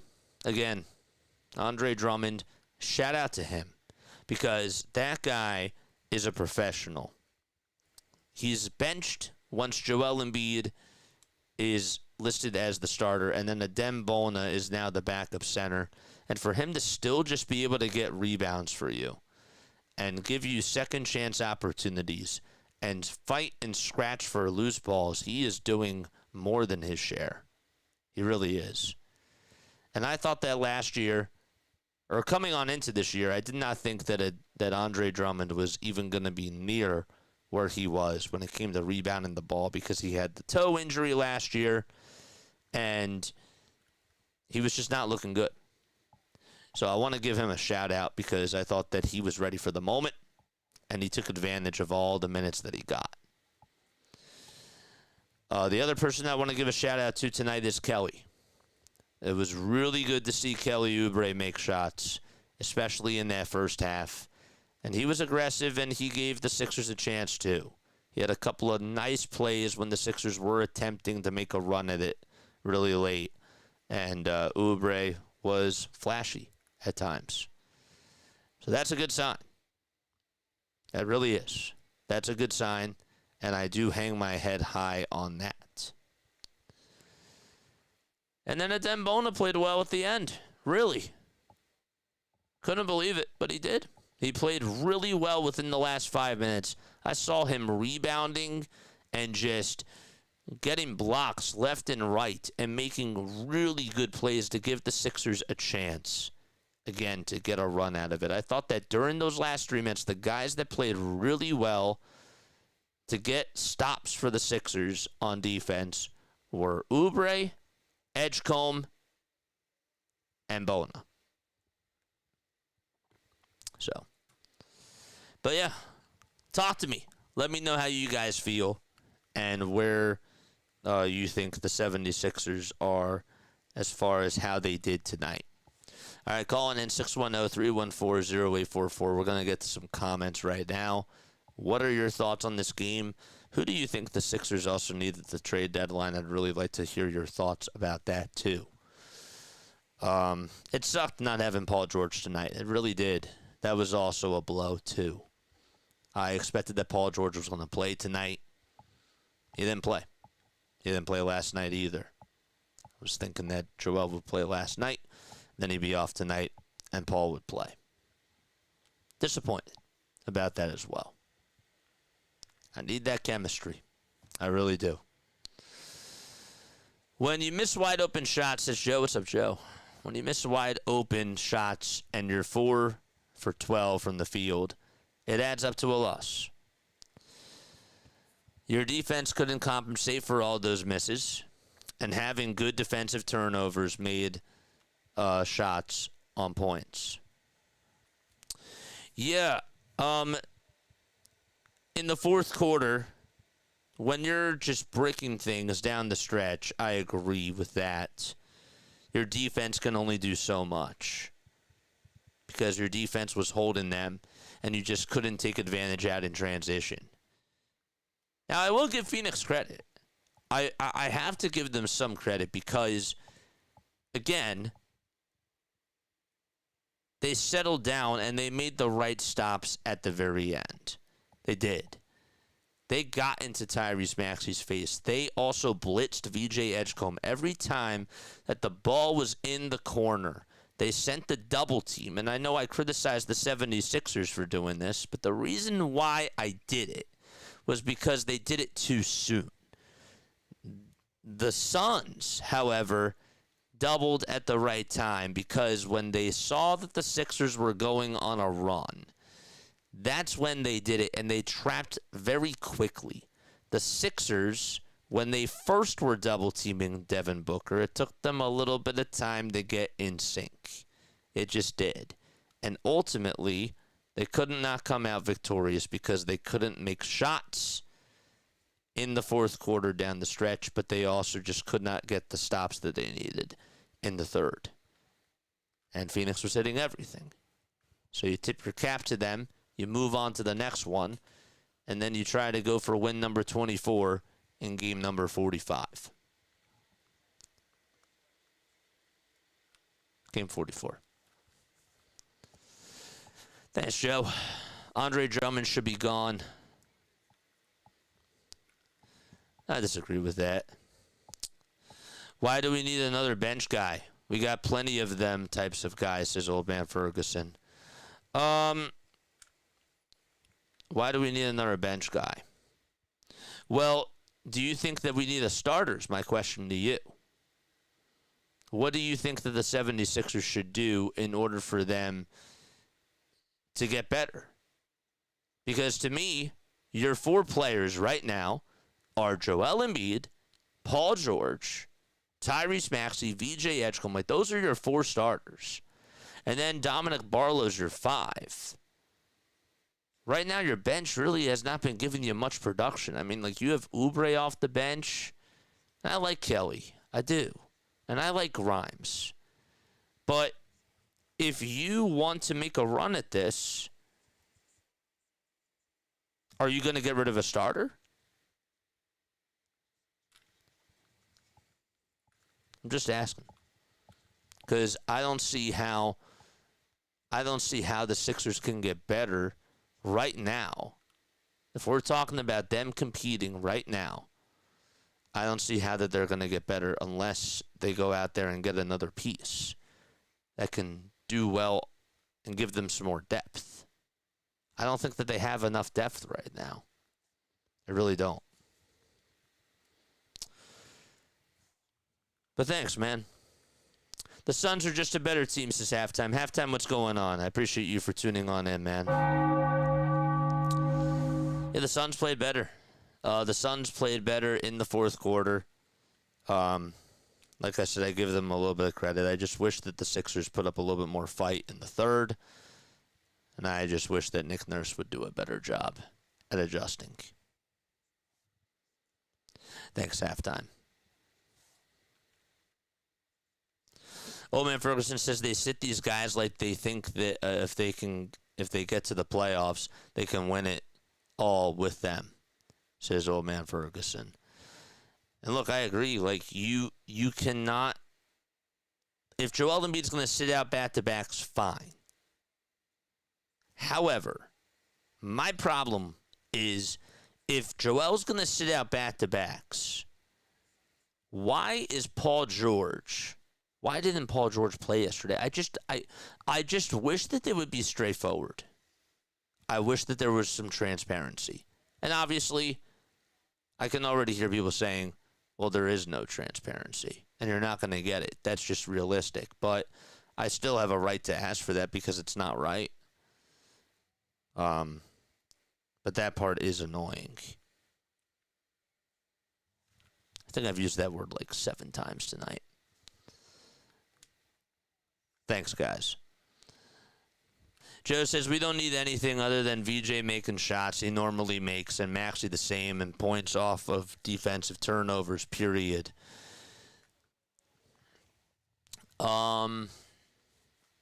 I still think that they could benefit with another guy to give them some type of scoring off the bench, like a Herbert Jones. You're going to have to give up a guy like Jared McCain. I think Herbert Jones will be a really good defensive player, but he will also be a really good three-point shooter, and he fits on right in with their offense. And I think if they could have him off the bench, I don't think that could hurt him. I really don't. Maybe you even slide him on into the lineup if you want to put Paul George, possibly start him at the 4 some of the time if you go up against a team that's a little bit smaller. Then you have another wing that can shoot the ball well, that can hit shots, and that can cause teams problems when it comes to his defense that he plays. So I don't think it hurts to go out there and get another piece like a Herbert Jones. I really don't. So, but yeah, 71 likes, pretty good. It's pretty awesome. You guys are the best, man.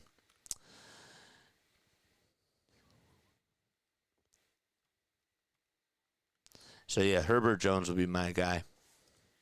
Do they need another forward or point guard, says Shante? And that's an interesting question, too, because I was on the phone with my guy, Mike Sports Vibes. Where's McCain? McCain's not playing well. He's not playing well at all. And he got assigned to the G League. He's playing with the Blue Coats. He just has not been balling. He's not playing well. So, I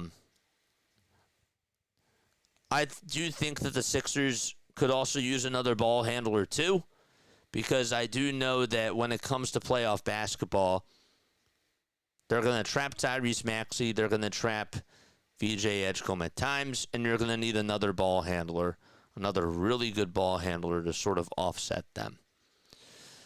So I'd be interested. I know that he's older, and I know that he would probably not play a lot of minutes, but I still think that he could be impactful compared to Kyle Lowry and even compared to Eric Gordon.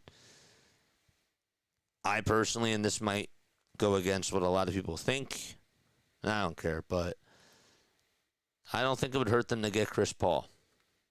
I really don't. I think that he would be cheap. I think that he would give them some veteran leadership. He still has... Again, if you play him in spurts, if you just play him for like 10 minutes, we're just talking about like short minutes, right, to give Tyrese Maxey a little bit of rest. Same thing with Edgecombe. He can still do good things, and he can still make an impact. So that's what I think that they should do. So, all right, that's going to wrap it up for me. I love you all very much. Call on into the show anytime, 610-314-0844. Always love it when I hear from you guys. And I will catch you all on the next one. All right? Tomorrow, we'll be doing the North Carolina Tar Heels game. I'm excited about that. So we'll be getting back into college basketball tomorrow. And we'll probably do another NBA game tomorrow night. And if I'm not going to see you on there for that, I guess the next time I'll see you on is either Monday or Tuesday. Because, again, I'm going to Nashville. So, I love you all. Lila Tov. Have yourselves a great rest of your night.